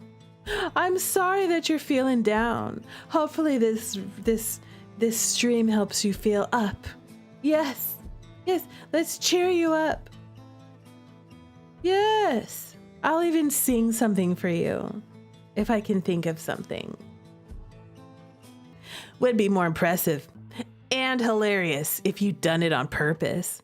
Hilarious. I know a cranky council that would disagree with you. A very cranky council. Those assholes disagree with me on just about everything. I don't care. Feels like they're disagreeing with me on everything already, too. Well, at least me and Caleb can agree on something now. Then you fit in better than you think, I guess. I know things are a bit rocky right now, but it's gonna get better. Especially because we brought cake. And frankly, that brings about a 95% improvement to the current situation, doesn't it? It does. Cake always makes things better, especially if it's a good cake. You better not bring a dry cake up in here, okay? A dry cake? No. A good cake? Ooh, can I have ice cream with the cake, please? Can we warm it up a little bit and then eat it with ice cream? I would like that. Does it have whipped cream frosting on it? I would like that. I would like, oh, y'all, the best cake I ever had. It was chocolate cake, okay? Real fluffy. And it had, you know, like there's like those puddings, puddings and stuff in between. It had mint. It was a mint chocolate cake with whipped cream frosting. Best cake I ever had in my whole life. It depends on the type of cake. We brought other food to eat before cake, though. If we can borrow your kitchen. You're cooking for me. We are. Oh, you're so sweet. I am. You're staying the hell out of the kitchen because your cooking sucks. Caleb cooks. He's getting more points with me. You know what? Caleb and I, we weren't doing so hot together, We had beef. We had problems, okay? We had issues. But now he's like relating to me, He's hating on the council with me. He's about to cook for me. And he's got good banter. Caleb is getting major points today. Feel free. I motioned him to the kitchen, both amused and interested to see what he would cook for us. And then you can open your gifts. Mine's the best one, of course. You guys got me gifts? What is it, my birthday or something? Why are you all being so nice to me? What did I do? But you can open the other two as well if you want. Is it my birthday? Ash, is it my birthday? Like, what's happening? Why am I getting cake and gifts and stuff? And visitors? Okay? Okay, but like, can I have them three? All three of them. You want all three of them. They're housewarming gifts. How sweet. Oh, we have friends. They're so wonderful. I love them. Oh my God. I'm taking them with me, Esh. I'm taking them with me.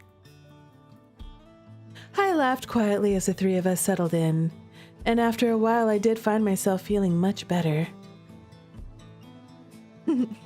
Yuri. There were frustrating things about this place and annoying people, but there were good ones too. That was something to hold on to. It wasn't a terrible way to end the day. Not terrible at all. Chapter 5. Caged Bird. Am I the caged bird? I certainly feel like one. First guard, Team A here. All quiet on our end. Everything is quiet on my end as well. As of now, things remain peaceful. The gathered protesters are adhering to guidelines. I suspect the safety department will manage on their own. Team A, if things are quiet where you are, get yourselves to Somerset and Chalice. There's a group that started marching. Safety department reports some throwing of objects. Charmin, we'll head over. I have a small area to check on too. If everything still seems calm after that, we'll meet up at Eldine Hill and head back to the tower. Level 3 teams. Stay in place as backup support. Your replacements will come within the hour. There was a chorus of Rogers, Roger, Roger, Roger, Roger. affirmations before the comm channel went quiet. Van gave me a faint smile.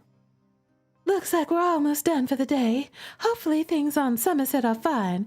With luck, there was only one person being a pain. Hopefully it's just one person being a pain. Look at our outfit. Also, we're outside. I wonder how much time has elapsed. With luck, I didn't want to get over there and find out a riot had broken out. I didn't think I could handle that just yet. Though the idea of a riot in Brazil, Endgame City, was mind-boggling anyway. Morgan's uniform is fancy. I really like this uniform, actually. It's pretty cool looking. The intersection Caleb mentioned isn't far. We'll walk. Understood. She left my side for a moment to speak to the SD officers nearby, to tell them we were moving on. Close to where I was standing on the footpath, a large group of protesters were marching through the streets. Some cast curious glances my way. Most ignored me as they chanted. The air was almost crackling with energy. I kept my sphere bound tight to myself, blocking out the intensity of their emotions. Zari had said they were staying peaceful, but that didn't mean the situation wasn't emotionally charged. Above all, I worked to maintain a calm, professional outward appearance. I'd been nervous when the day started. It was my first assignment, after all. The protests had been large, sometimes intense, but calm, and that had done much to steady my nerves. And I'd spent most of the day as little more than a quiet observer while the others worked. Let's go. I followed her, casting a last look over my shoulder before scurrying to catch up. How are you holding up? Oh, I'm fine.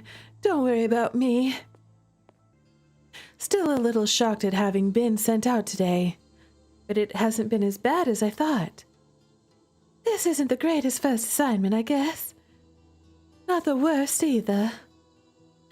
At least we didn't travel far. Seems like staying in Brazil for your first time might be a little reassuring. I suppose that's true. I didn't expect such a rapid escalation of tensions on Sire. It's been building for a while, though it could turn into a proper revolution this time. The push for independence from the Triad is significant this go-round. As long as the protests here on the surface stay peaceful, that won't be something you need to worry about. People aren't shooting at me yet, so there's that. No one is going to shoot at you today. Just throw bottles and rocks.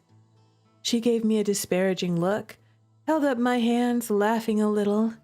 I also doubted it would get that bad either. At least it hadn't so far, but joking helped me stay calm. None of us would have agreed to let you come out if we thought anyone was going to do that. She said it as if their objections had swayed the council. They didn't agree for me to come out at all today. They just gave in, as did I, when it became obvious it was the only choice. We'll have to cross at the intersection ahead. I'm going to put up a shield corridor to be on the safe side. Says the person who reassured me no one would throw things or shoot at me. I never said they wouldn't be stupid enough to try to tackle you. Oh, hey, just hit on you something. You're pretty cute in that uniform. Are you hitting on me, Van? Aren't you married? Isn't Van married to, Mara? Or am I mistaken? I know full well you're not putting up a shield corridor to protect me from amorous types who want my contact information. I would totally do that. She is married. She gives Morgan a hard time anyway. You gotta have those friends in your life. I get it. One of those days, Caleb is gonna convince you to go clubbing with him. Caleb goes clubbing. I'm learning so much about this man today. And when he does, I'll be right there with my shields keeping you safe from anyone who wants to get too weird on the dance floor. You know what? Thank you. Thank you, okay? Because people do be coming up to you on the dance floor, uninvited, you know? You'll just be doing your thing, dancing, having a good time when some dude comes right up behind you. And you know what they do? How dare? No one asked you to do that, sir. Back up. Get off of me. Necessary. I will take it. I don't know whether to look forward to it or be horrified, though I struggle to imagine Caleb clubbing. I love this imagery. I need to see Caleb clubbing now. I need to see it. You have no idea how fun he can be when he loosens up. Really? Does he drink a lot? Fun is not a word I associate with him at all. She grinned at me. You just need to get more time to get to know him, that's all. That's how tsunderes often are. Tsunderes, you know, they're rude on the outside, but they're fun and sweet on the inside. You just have to chip away at the spiky exterior. I'm working on it, but it's hard to do that during training. This is my first time even leaving Core Solaris, and it's on assignment. This is our first time they let us leave the building. How dare? Chanting from the protest grew quieter after Van and I crossed into an alley on the other side of the street. Does Bray still see protests like this a lot when Endgame gets involved in situations, or neglects to get involved, as I guess is the case here? Endgame enjoys a lot of community support here most of the time, but Syrah is a special case. Everyone has strong opinions about the colonies. You'd think they would have expected Endgame to stay neutral in the conflict. You always have in the past. We always have. It's we now. That's right, we are Endgame now. Fine, we. It was you during all the past issues. I suppose that's fair. Besides, we're helping civilians caught between the government and the insurgents. You'd assume that would be enough. Do they expect us to side with the colonists and go throw down the government? Some of them clearly wish we could. And the rest are mad because we have to step in and investigate the rumors of Esper mercenaries. It's not even something we wanted to do. You really think the dissidents are hiring ranked Espers to get the upper hand? Ceres are a haven for unregistered espers. They may not have to hire them, but if the Triad can frame it as a problem, they can rope us into the conflict whether we like it or not. Given the new Declaration of Independence and how close they already came to overthrowing the provisional government, the Triad's pretty desperate. And here we are, caught in the middle. Neutrality had gone over well at the start, and now the investigation was being interpreted as Endgame taking the Triad's side, all of which had led to my unexpected first assignment to monitor things as people began marching into Brace Hill to protest Endgame's actions. I had a feeling it was a step down from the Guard's normal missions, but someone thought it would be a good chance for me to get my feet wet, so here I was. When Van and I arrived at the target's location, we found a small crowd of protesters having a semi-face-off with the safety department. No one was throwing anything, though. Police and protesters were on opposite sides of the street, while protesters chanted. But even with my reverse cage in place, I could feel the uncomfortable drum of anger beating against me. There was a small team of Endgame agents between the two groups. Some of them were speaking with protesters in quiet voices. It seemed like things were simmering down since before we arrived. There's another team out of sight and on standby, it seems. We'll just hold back for now. No need to get involved. There's a situation that seems to already be over. Reinforcements might also stir things up again. We weren't quite out of sight, and our white uniforms stood out, but no one had noticed us observing yet. I'm still surprised there's so much support for the colonists here. You shouldn't be. Many people worry about how things are up there. Don't you have a brother on Cirid too? Yes, and we worry a lot about him, but I doubt everyone in Brace Hill has a brother on Ciri. Some people just want a cause to support. Others don't need a situation to be personal to care about it. And if you're going to protest Endgame's stance on something, Brace Hill is the place to do it. I know you don't like the intimidation element of our lurking around watching, but sometimes it's good to remind people who they'll be dealing with before they start breaking windows and setting fires. The important thing is to create a system where people don't have to break windows and set fires to feel heard. You know what? There's a Martin Luther King quote that says, I believe this is Martin Luther. I think it's Martin Luther King that said, "A riot is the language of the unheard." And there's a very good true point in that MC brings up, because if our community leaders create spaces for residents to be heard, to be taken seriously, and for their needs to be accounted for, and for their wants be paid attention to, people wouldn't riot. Okay? Haha, yeah, that's the quote I was thinking of when I wrote this section. Esh! We have the brain waves. We've been brainwaving today. And it is Martin Luther King. Yes! It's a powerful quote. It's a powerful, powerful quote, and it's very fitting for this. Wow, what? Touché. That part isn't our job. I know, but your council is bad at listening to people who are inside Endgame. I can't imagine how they are with people outside. You'd be surprised. Our council is much more inclined to make sure the public has a favorable view of us. Caleb's voice crackled over the comm system, interrupting our conversation. Let me guess. Caleb disagrees.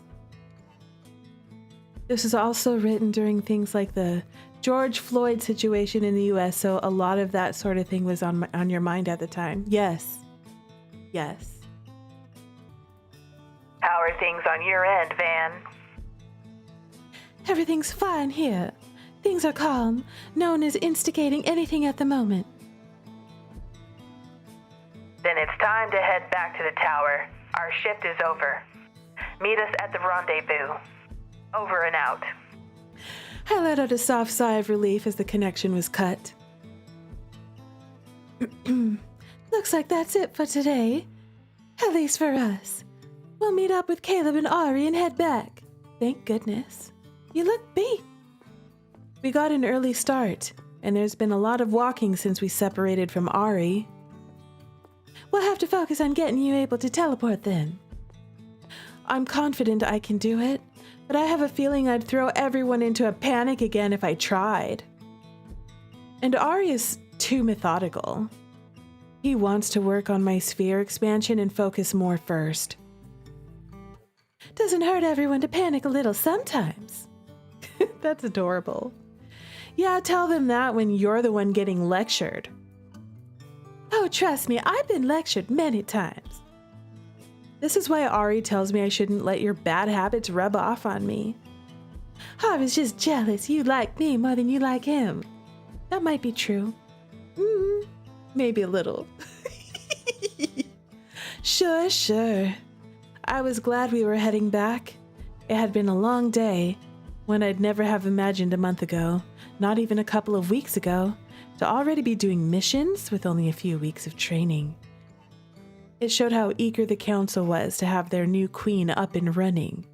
That they were still rushing me caused a swirl of anxiety and frustration in the pit of my stomach. Everyone assured me my neuro enhancements meant my progress had been quite dramatic once I began training, and my abilities were stronger than most new recruits because of my age anyway. But I was still woefully inadequate compared to most rookie agents, as Caleb pointed out when we'd got the assignment. Thanks, Caleb. Of course he would point that out. For all the good it did. It was nice to get out of the core Solaris for a change. But I wished I could have first seen the city when not on duty. There they are. There's the boys. We had come around a corner towards the rendezvous spot for Caleb and Ari, and the two of them were already waiting. Caleb gave a curt, impatient hand wave to Ari as he started toward us. Look at that, still in one piece, and you didn't even toss any buildings around. Of course I didn't. It was one time, Caleb. One time! The day is young, and we're surrounded by likely prospects. And the more you bring it up, the more tempted I am to try. Last time I only partially knocked one down. This time, though... Goodness, Ari looking good. Bet that outfit would look better on my floor. Yuri! Yes! I bet it would. You know he's packing a 10-pack under there. Real. Kindly refrain from fighting on the street. I'm astonished the two of you don't get more than enough of that back at the tower. Yeah, agree. No fighting. Way too difficult to get popcorn in a comfy seat out here. Cute. Ari would take it off and then politely fold it and set it on a chair first. He's precious. How precious. How proper of him. Yuri, I will lick every dumb and dip. You mean dimple? Basically Yuri's licking the 10-pack. Yep. Cute. Come on, Ari. Let's get back. Queen's role in this assignment is over for today. The council can sleep well knowing they threw a newbie on the streets and nothing interesting or dangerous happened, I guess. Caleb was even more frustrated than I was about the too sudden assignment, and he complained about it too. Loudly. At least I didn't feel alone in it. But he was right. My role in it all was over for the day. We all took position close to Ari and we all teleported back. We were back at the tower in an instant. Have we been here before? I don't recall this background. Caleb still has a punchable face. Caleb is growing on me, I'm not gonna lie. You know, I'm starting to like him more. Not even a shred of nausea this time. I was already used to the world-twisting nature of Ari's teleportation. The first jump was the worst one, just as he'd told me when we first met. Felt like he forgot to teleport my adrenaline with us, though. All my remaining energy drained away as soon as we were back. I'm happy we don't get sick, though. We don't, like, puke everywhere like we did before. I mean, there's still the nausea, you know? But would she say it's not? Not even a shred. We're not sick at all. We're used to it now. Caleb honestly would get turned on if you punched him. He would. Joke's on you. He likes that.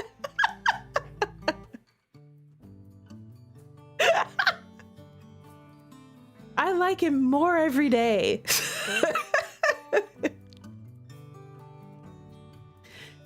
It was a relief the room was currently empty because I dropped into one of the nearby chairs, letting out a disgraceful yawn. It was 13:23, which is 1:23, according to the system clock. Like 1:23 p.m. is 13:23. Almost time for dinner, but not nearly late enough for me to... Right? Am I right or am I wrong? That'd be close to lunch, not dinner. Wait. I guess it doesn't work like that on this planet, does it? Huh. But not nearly late enough for me to be this tired. I bet my legs hurt tomorrow from all that walking. The tension that had been building in my shoulders all day evaporated, leaving me wanting to curl up with a cup of tea. 13 is 1 p.m. if we're doing military time. Yeah, that's what I thought. So this must be a different type of time. I hear you, girl. My legs are hurting like crazy. You too? Hey, they're only half cybernetic. The fleshy bits aren't happy with me after all that walking. Gonna have to have Mara do some leg massages for me tonight. You have cyborg legs. I kind of want cyborg legs. I want nanobots and cyborg legs. I want nanobots so that way I'm like at peak physical condition at all times without having to do shit. And I want cyborg legs so I can like just like be physically advanced. That's a good way to put it. Yep, I'll take that. And have you check up on some internal padding. Feels like something is rubbing inside and causing more pain around the connections. That would be really annoying. She lost both her legs in the same explosion that took her. Okay. Oh, poor thing. So it wasn't just to be enhanced. It's prosthetics. Wow. My gosh. Thank you for your service, Van. It's a relief to know it's not just because I'm out of shape. Wanna clean up and meet in the lounge at later? Maybe have dinner with me and Mara. I mean, these guys can join too if they want. If they wanna. The guys can come too if they want. I laughed at the look of mock offense on Caleb's face and spoke before he could say something snide. It was nice. It was a nice offer, but if Van's legs were already hurting, I was sure she wanted to go home and rest rather than babysitting more all evening. I think I'm going to stay in tonight. I also want to get to the report out of the way and rest for a while. Yep, after you're done working, you have to go back to work and submit reports. Sounds about right. Need one of us to stop by and show you how to fill it in? Ari showed me the form this morning. It's not that difficult. I'll manage. You need to spend some time winding down too. Don't forget that part. Okay, Mom. Wow, Caleb. Caleb is starting to become like kind of doting, you know, like nagging a little bit, you know? Caleb's kind of turning into like the group mother. Caleb is a mother hen. Are you a mother hen? He cooks for everybody. He's telling us to drink water. He's telling us to like wind down and stuff at night. Wow. Today was practically a tea party for the rest of us, but it was your first time out. Take some time to decompress. I have a message to write to my family. That'll help me wind down. He's a total mother hen. I love it tsundere mother hen. Yeah. That's so good. It's so good. Magnus was still ferrying messages back and forth on the sly, but Van and the others already knew about it. Okay, I was gonna say, should they know this? But they know all of our dirty little secrets. You do too. They're your favorite type of tsoon. They're so good. Mother hen tsoons. I had partial access reinstated, but only as much as the council figured I needed for missions. Basics, like my clock and a map function and internal messages. Caleb set a hand on my head, giving it a gentle squeeze, a gesture that was a little playful and a little reassuring, very brotherly. I smiled slightly. The nice guy side reared its head on occasion, for sure. "Oh, Caleb. Thanks for worrying." I stood and stretched, heading for the door. "Send me a note if you change your mind." You don't have to be an overachiever and get the report done right away. I won't overdo it, I promise. If I was her, I'd rather get the report done right away, so it's out of my hair, and then the rest of the evening I can relax. You know? I'd rather just get it done in one shot. And then it's not hanging over my head. I'm not a procrastinator type. I don't like procrastinating. If I'm procrastinating, it's because I'm working on another project. It'll be like, oh, this project, okay, it's gonna take whatever. Oh, I don't feel like doing this project, so I'll do this other thing that needs to get done right now. Like, that's kind of my form of procrastination. But like, to just be like, oh, I'm gonna do nothing, I'm gonna relax while I know this thing is done tonight before bed. Like, I'd rather just get it done and then be able to enjoy the rest of my evening without it hanging over me. Just be done with it. And then I can truly relax. Otherwise, I'm anxious, you know? Yeah. I was smiling by the time I left. The way they hovered was almost cute. Especially Caleb. Imagine my surprise when I learned all that grouch was only a cover for his true nature as a mother hen. Esh! Esh! She just said it! She just said it!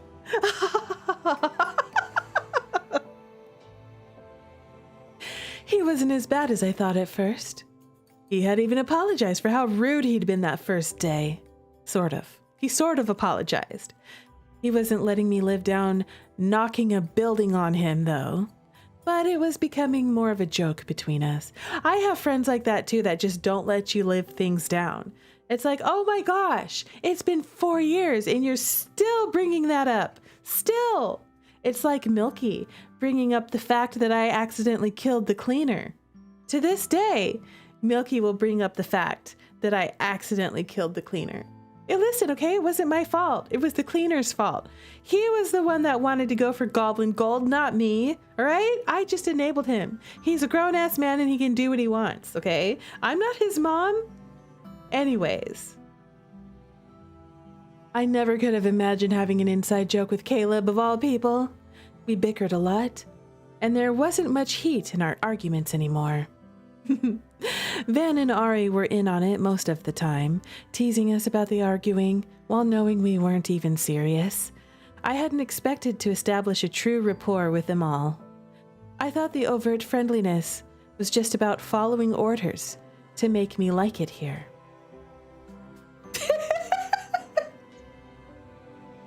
And here she is, to sass me once again. Milky says, it so was your fault.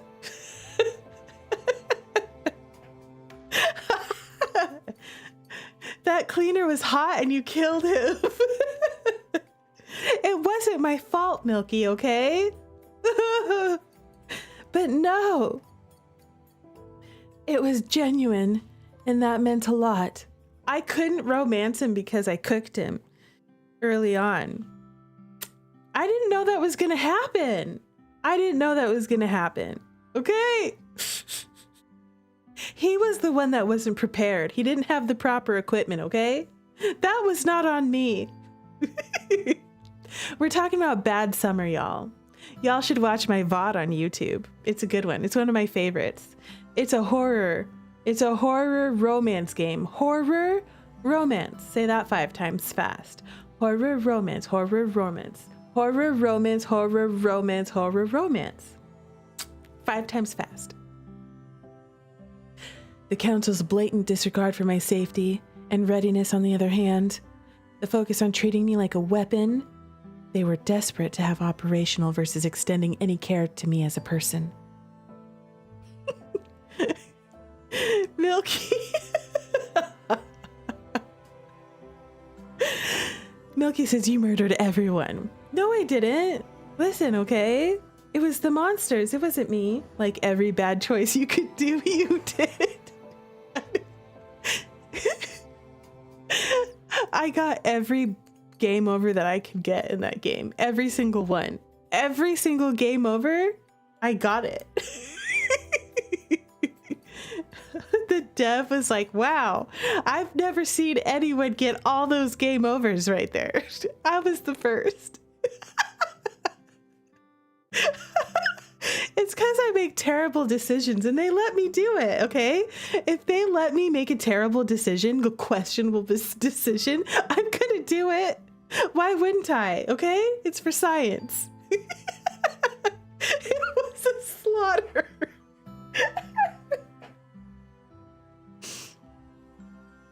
The funny thing is none of it was intentional, okay? Like, I was literally trying to help those people. I was trying to help them, Milky.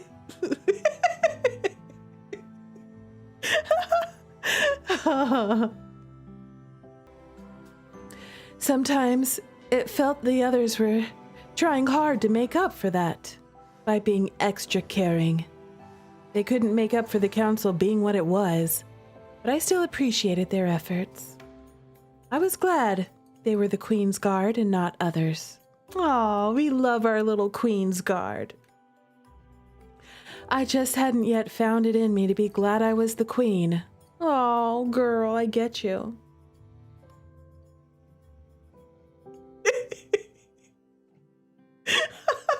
And then you talked about making out with an ancient geezer. I did. I was ready to make out, Milky. There was like, I was worried. I was really worried, y'all, that there was going to be no one left to romance in that game because I accidentally got everybody killed. It wasn't my fault, okay? But anyways, everybody accidentally they got killed. Almost everybody.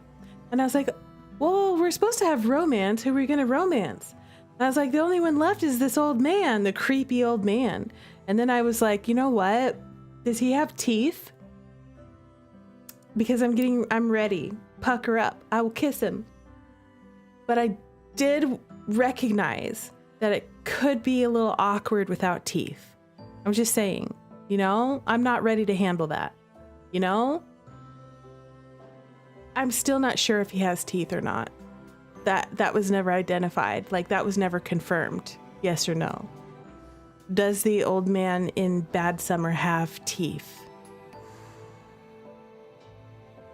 Well, I guess when the full game comes out, maybe we'll find out. Yep. And maybe he'll be romanceable.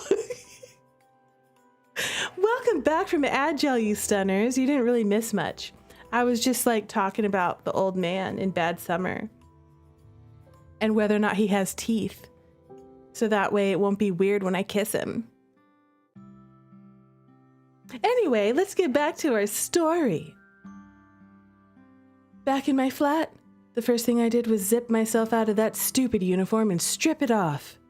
Normally, I left my clothes in a heap by the door, but this time I took care to pick it up and at least semi-fold it before draping it over the back of a chair.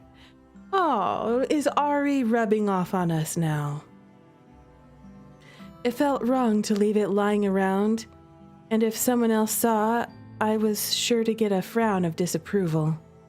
Free from the constricting clothes I'd been sweating in all day, I went to the kitchenette for some water, flicking on the news reports. Why would anyone see unless they turned the cameras back on to spy on us in our apartment?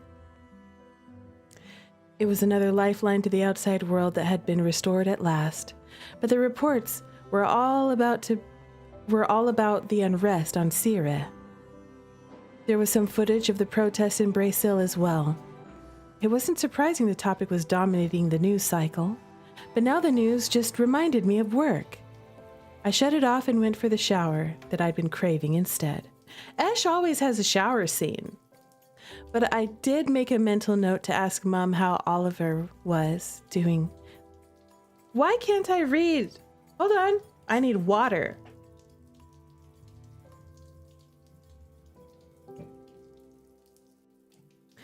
And now I will continue yelling in your ears. Bathrooms and hallways are good transition spaces. Oh, that's a good point. I'm going to take notes on that. Chompers, stay tuned for the romanceable. Yes. Yes, Hannah. Chomper's the old man.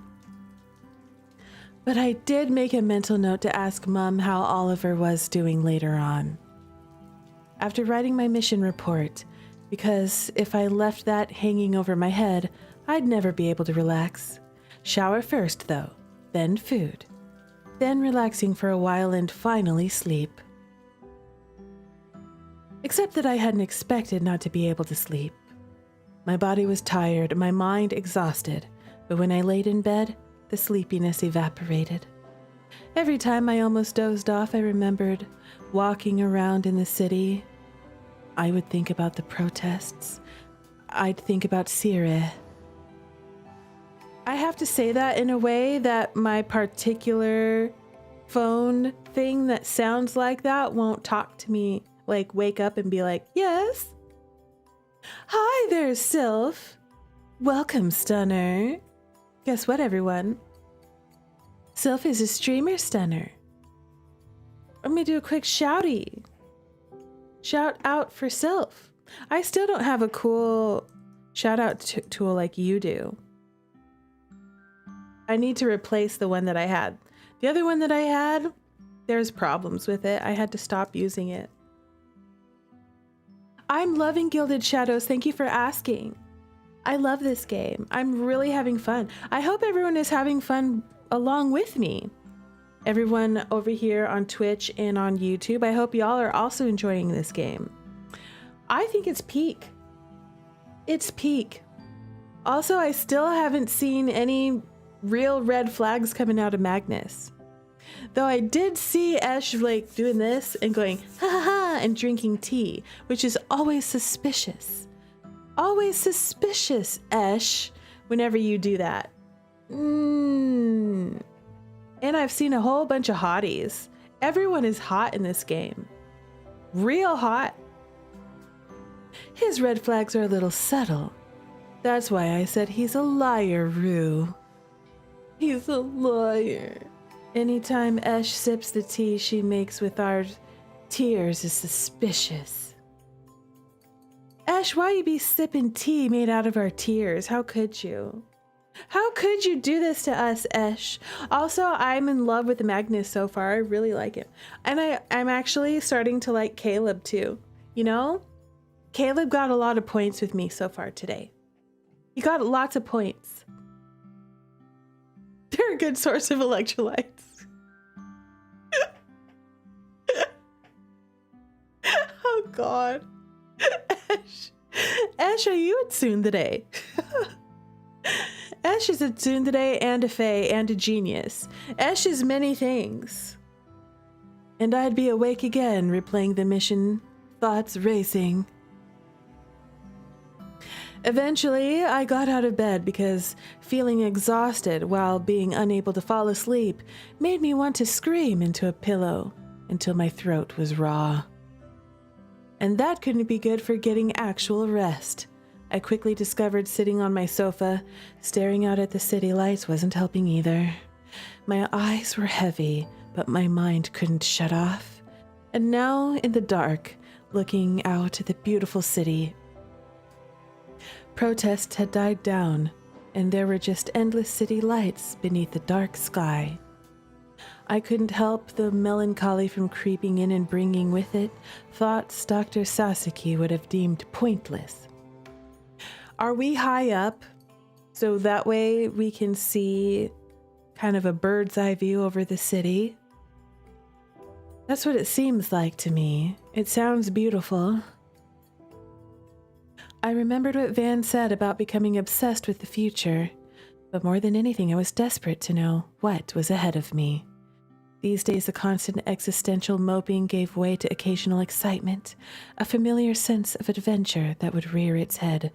While here, there was a possibility of going to places I'd never imagined getting to visit. Delphine, New Terra, even Dion.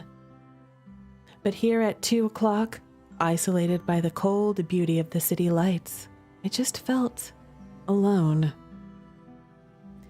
When had the sort of thoughts that kept people up at night ever been anything but fruitless? It didn't stop them from keeping us up anyway. At about 15 past 2 in the morning, I gave up, got dressed, and left my flat. I didn't have a destination in mind when I decided to go for a walk. Maybe the garden, maybe the lounge, though I expected it to be empty. So, can we walk around without an escort now? Are we good to just explore? I just needed to get my head out of that endless loop. It would be easier to do that elsewhere. Cor Solaris quieted down a little at night, but it was never silent. Lounges were empty, hallways had fewer people. There were still teams going out or coming in at all hours, though. I wondered if there was a late-night cafe or something open downstairs. The lounge galleys were closed this time of day, but I needed somewhere with lights and people. If not here, then maybe somewhere else on the grounds. That was my thought as I was passing the training room and realized there was someone there. From the hall, I could hear the quiet, repeated thwap of someone hitting one of the punching bags. At this time of day, curious, I peeked inside, not really expecting to see anyone I knew. Definitely not expecting to see, of all people, Magnus Ulrich. There he is. I was thinking it was going to be him. I was like, is it going to be our man? Just him and me, in the middle of the night, together, alone. Finally. I had never seen him in the training room, ever. Just sort of assumed it was his desk job. He never went into the field, so was physical training even required like it was for everyone else? Well, he might just want to be, like, working out, you know, it's a gym. For a moment, I hovered near the door watching. His hair, normally kept in a loose braid, was tied into a messy bun. He has a man bun. Oh, I love that. He wasn't wearing the usual glasses and, of course, wasn't wearing his usual white suit or uniform. Also, I can get a better look at his Adam's apple. I like that. Look at him. Look at him. It was odd seeing him wear something else. I also couldn't help but notice he was far less muscled than both Ari and Caleb. Well, you know, they're like training all the time. He's more like a regular dude. Not that I expected everyone to have Caleb's biceps, of course. Caleb is ripped, isn't he? He's like super ripped. Leave him alone or join him? Oh no, we're joining him, 100%. Hi, Magnus. I see you working out. You look real handsome over there. Not MC, like literally in her mind comparing his body to Caleb. MC girl. She didn't know. I stepped inside the room, figuring I could at least say hello. I was curious, and I needed a distraction. Magnus immediately stopped and looked over his shoulder at me. I was wondering if you were going to just watch me or join me. So he did know I was here. I was on my way to the garden. I didn't think I'd find anyone training at this time. Especially not me. Your words, not mine.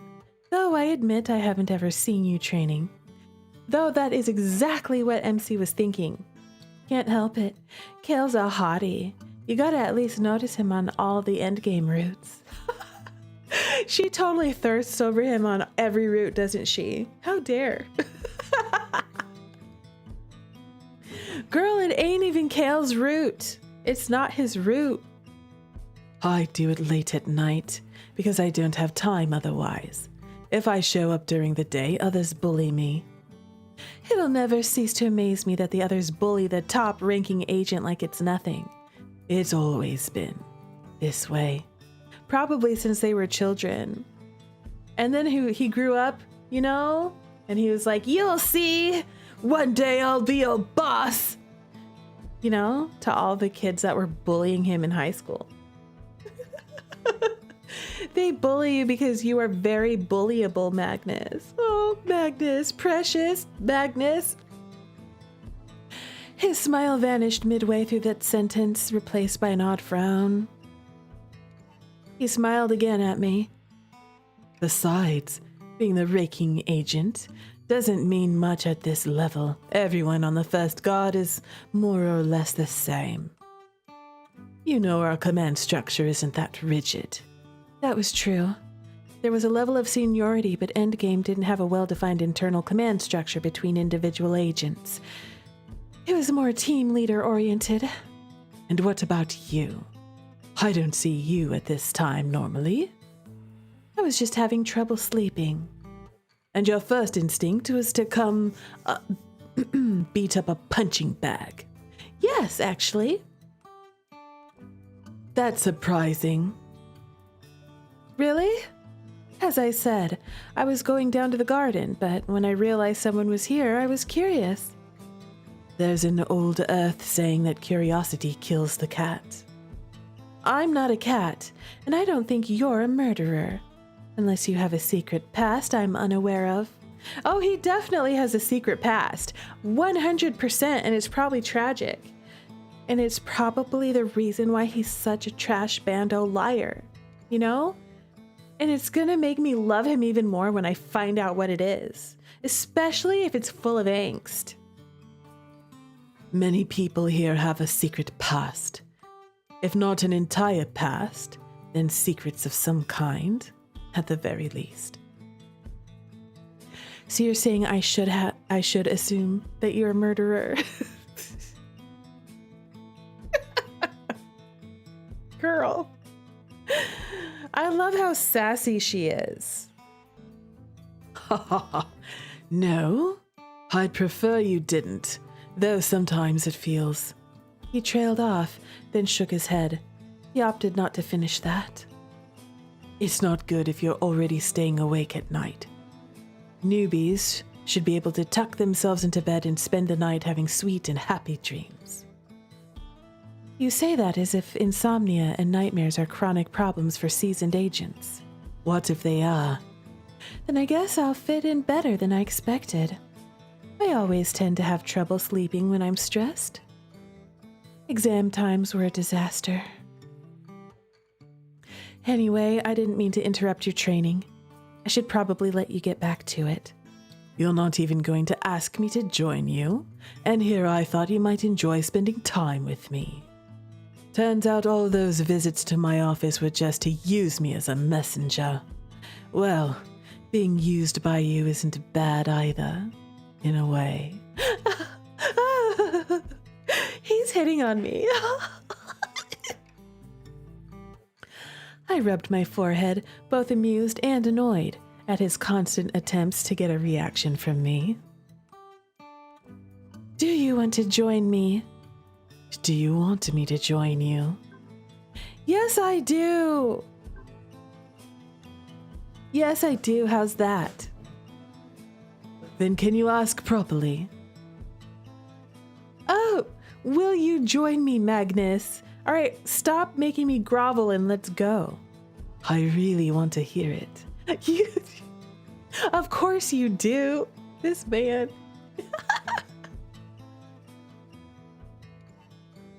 Magnus, would you please give me the honor of joining me on my insomnia-driven walk? Good enough. He held a hand to his mouth, laughing for what seemed like a long time. He's totally a gremlin and I love him. I was hoping for a little more enthusiasm, but I guess I'll take it. We're too snarky for that. We're not gonna let you just, listen, if you're gonna dish it, we're gonna dish it right back. You gotta take it. If you can dish it, you must take it. Just wait here while I change. If I don't do it now, I doubt I'll remember to come back for them. He still looked amused as he left me there and disappeared into the changing room. He was always such a pain, but he was also a good distraction. And pain or not, I always enjoyed spending time with him. Even when he was being weird. Half the time, I had the feeling he expected me to yell at him or insult him like one of the others. Maybe next time I should tease him a little. You should. Tease him back. Every chance you get, yes, do that. At any rate, Magnus must have flown through the changing because he was back in only a few minutes, wearing casual clothes, his hair loosed from its previous bun. I like him with his hair down. I mean, I like all his little hairstyles, but it's extra, grabbable when it's down. I just want to, run my hands through his hair and then, grab it, fists of his hair. It's like cute aggression, kind of. I didn't expect you to ask me to join you. I got that feeling. Is that why you did it? To prove me wrong? Maybe a little, but that isn't the only reason. Oh? You mean you wanted to spend time with me then?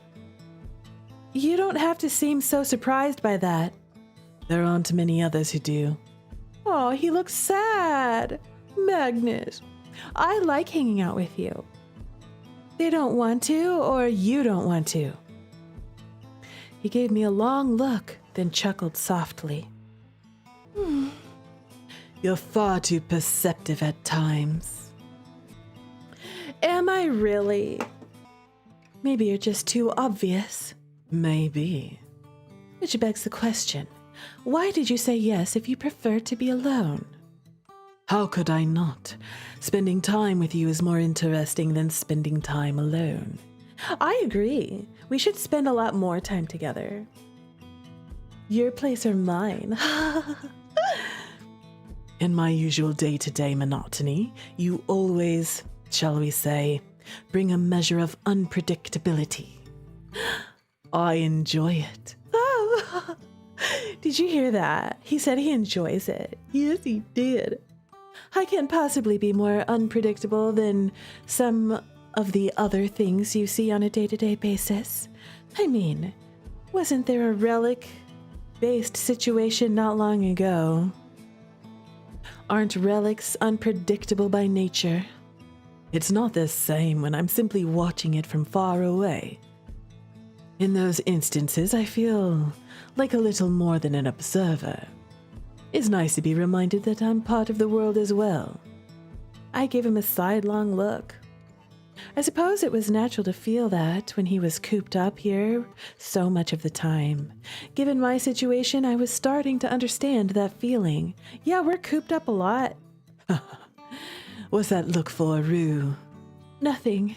I was just thinking how different it is seeing Endgame from the inside. So different.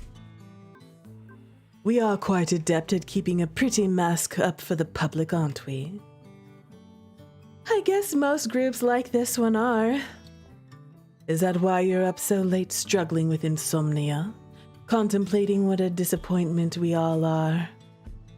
I don't know that you all are disappointing.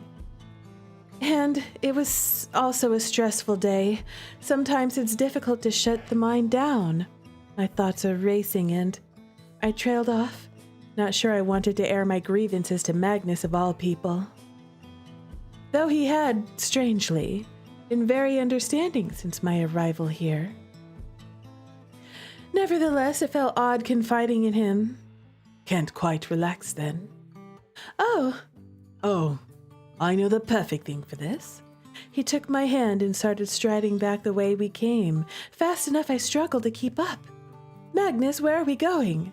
We're making a detour. Are we going on a date? Is he taking us on a date? I've noticed. Where to exactly? You'll see. Why am I suddenly afraid? because you lack the mental fortitude to handle minor surprises. That was a rhetorical question, was it? My mistake. Magnus led me to a stairwell to my surprise, and from there, up one level to another hall. Is this a lounge? Oh, this is the bar.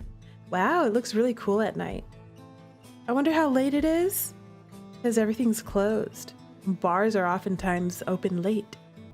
Though all the halls at the Endgame headquarters were similar, I knew exactly where we were.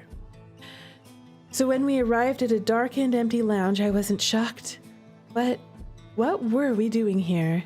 You keep watch. It's 2 a.m. Who do you think is going to show up here? Rue, don't suck all the fun out of it, please. It's like my husband when he tells jokes and I don't get it, and then he has to explain the joke and he's like, it's not funny anymore. Ah, my bad. Shall I hum some theme music while you wait? Oh, I hope you realize the galley's locked. He gave me a smug grin. Rue, please. Who do you think I am? Someone who has better things to use his abilities on than breaking into a kitchen for a midnight snack. You're wrong. He disappeared into the galley, leaving me to keep watch. What is wrong with this man? But I found myself smiling anyway as I listened to the sounds of him rummaging.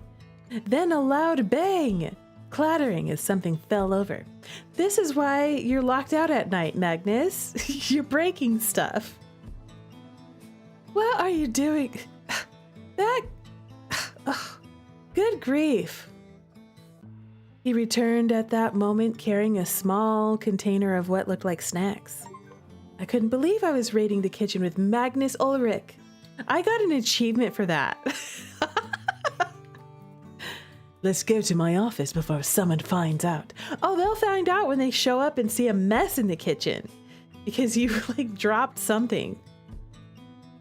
I covered my face, laughing into my hands, before finally just nodding into amused defeat. Right, sure, let's go. This man, I swear, I love him. This is so cute. Magnus's office had a little kitchenette, something I hadn't noticed before because it was tucked away in a corner behind a door. I leaned against his desk and watched as he made something. What was in the containers he brought? I wasn't sure.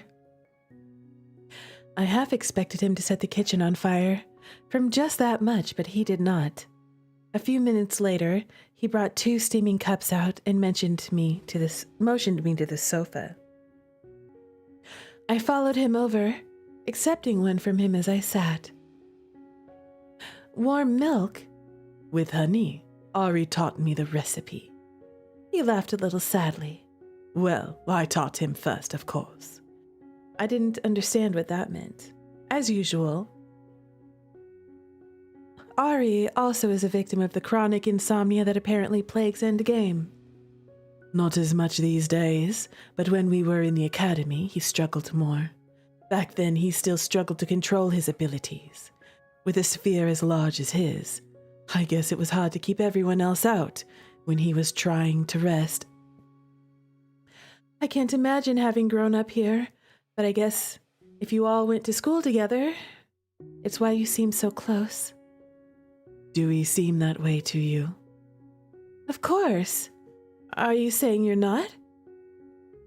I suppose we once were. But everyone's secrets just build onto themselves, and now I no longer know. He's kind of been like that, the outside. He's like the black sheep, you know? Everyone else has their little friend groups and stuff, and he has nobody. He's lonely. It's like that for everyone. There isn't a person alive who doesn't have secrets or hidden sides to them. You don't have to be an Esper for that to be true. Non-Espers are a bit of a mystery to me. Isn't that strange? I can count on both hands the number of them I know. Most of those are on the council. When I think of what that most mean, When they say normal person, that's my only basis for measurement. I doubt the council is a good measure for what normal people are like. Real. Ha ha ha ha. Probably not. Sometimes I think it would be nice to get a better glimpse of what it's like elsewhere. Maybe Magnus is the caged bird and not us. From here, all I can do is watch. I'm sure it's all quite different from the life we live in this famed tower. It is, but I've learned people are the same no matter where you are. Or who? People laugh and love and make stupid decisions. They get angry and anxious. Have dreams and fears like everyone else. I struggle to imagine that too. I had no other dreams than Endgame. Never. Not even as a child. You've met my mother, a council member. Do you think I could even get away with wanting anything but this? Well, what about your father?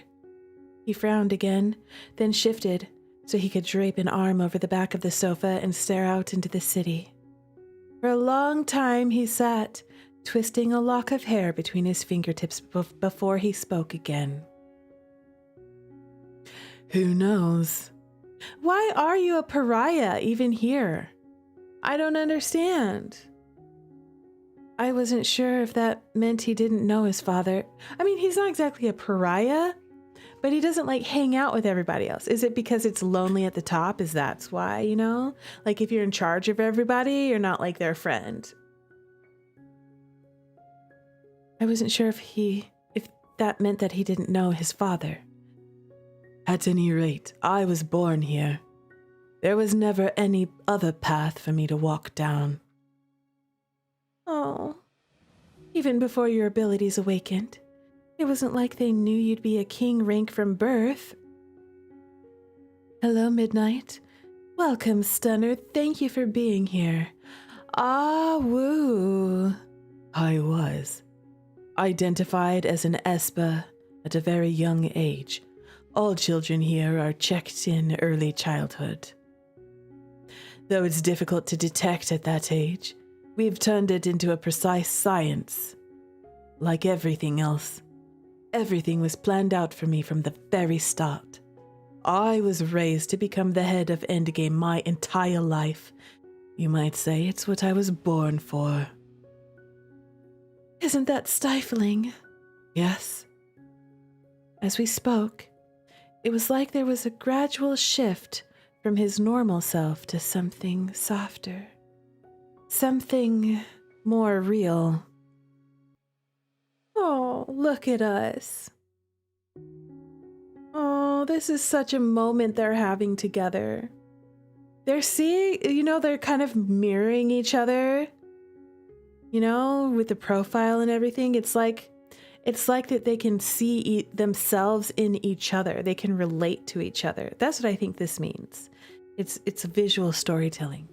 As we look out over the beautiful city with the lights, the bokeh lights in the background, both of us have our hair down, we can finally let our hair down around each other, be casual with each other.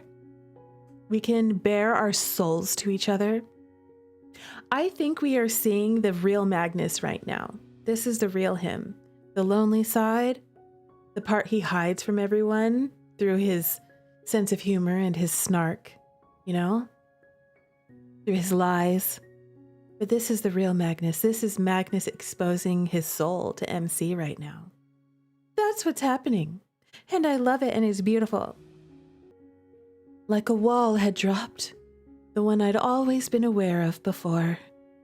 It was like seeing a fuller image of the real him for the very first time.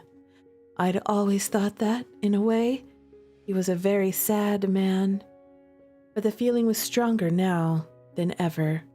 I do like sad boys. They're my favorite. Sad boys are my favorite. You're a sad boy, Magnus. Not just sad, but lonely, like he was searching for something in the lights out there and didn't think he'd ever find it. Maybe I was just being fanciful, but that was the impression I got. Do you think? He shook his head, not finishing that. The others tell me you're adapting to life here, but when I see you not sleeping properly, it worries me. I know it's not what the council wants to hear, but people don't adapt to massive life changes overnight. It takes months, sometimes years. And it's not always a straightforward process, or a linear one. I keep telling myself that it's normal for people to deal with the unexpected. It isn't as if everyone has the opportunity to chase their dreams. It's not as if I'm the only one whose life took a sudden turn. I guess it's just disappointing to think you were on one path, only to find out you were on another the entire time. I'm sorry. The thing for MC is she had her freedom taken away from her after she already had tasted it. But for Magnus, he never had that freedom. His future had been spelled out for him from the moment he was born. And I suppose he feels he may have been robbed in a way, you know? Like he was robbed of choice and agency. And that's a sad thing to be robbed of, honestly. He said the words quietly, never taking his eyes off the cityscape in front of us. I'm sorry we brought you here. Why? Oh, I see. Not to this room, but to Endgame.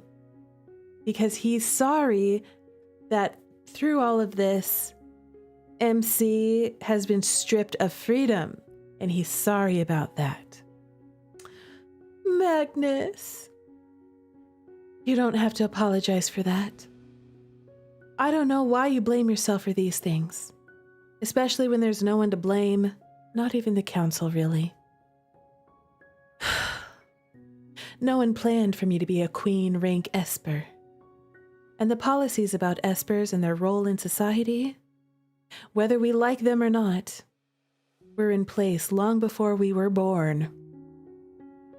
Sometimes I regret coming here, but when I also think about trading every memory or relationship I've established here for going back to how things were before, I'm not sure that's a choice I can make either. Sometimes the regret is stronger than the acceptance. But don't blame yourself for that. I hesitated, but reached to set my hand on his, where it rested on the back of the sofa. For a brief moment, time stopped, and that wall behind his eyes completely crumbled. A soft smile flickered over his features. Then, with a chuckle, the moment evaporated, and he moved his hand to the top of mine, patting it twice.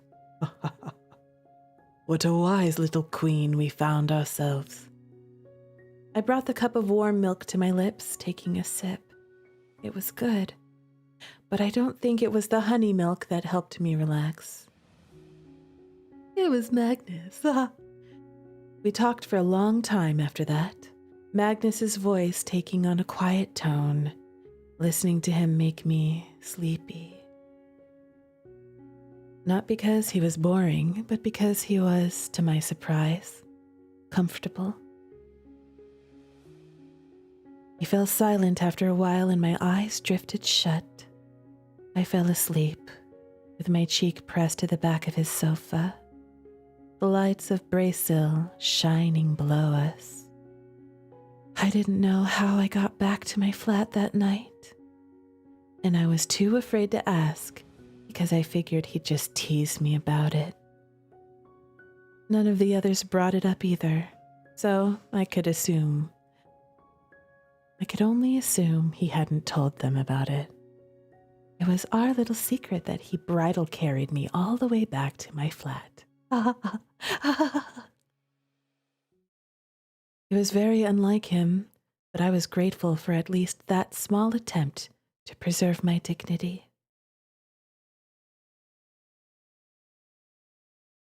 I'm in love with Magnus.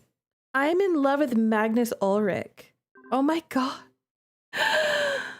I I still don't know why people hate this man. I have seen nothing hateable. Nothing. I love him.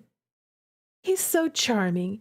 He's so romantic. He's a sad boy. He's lonely and he needs me. I can fix him, you guys. Whatever is wrong with him, I can fix him. 100%. I'm gonna fix him. If he needs fixing, maybe he doesn't need fixing, okay? Listen, he doesn't need fixing. He just needs someone to make him not lonely anymore. And I'm that person, okay? I'm gonna be here for you, Pookie. I got you. Oh, I loved that scene. It was so beautiful and emotional. And we got to see another side to Magnus that we hadn't got to see before. And it was also funny, you know, it was cute how we went into the kitchen, you know, we snuck in and he like knocked stuff over while he got snacks. And then when we were alone in his office, he's so wonderful. I love it.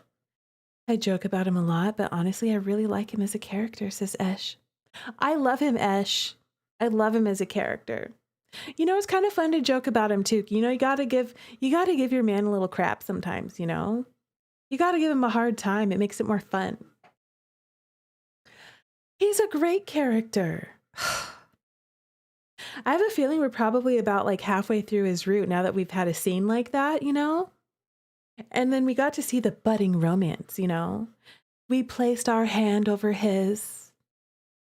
And then he got awkward about it and kind of withdrew and was like, you know, he ended that. It was beautiful. Oh, I can't wait to see what's going to happen next. All right, y'all, that's going to be all for tonight. Hi, if you're new here, I'm Rue, Jitterrue. Yes. Oh, wait, let me go to the Jitterrue Talks. Hi, Stunners. Thank you for hanging out with me tonight.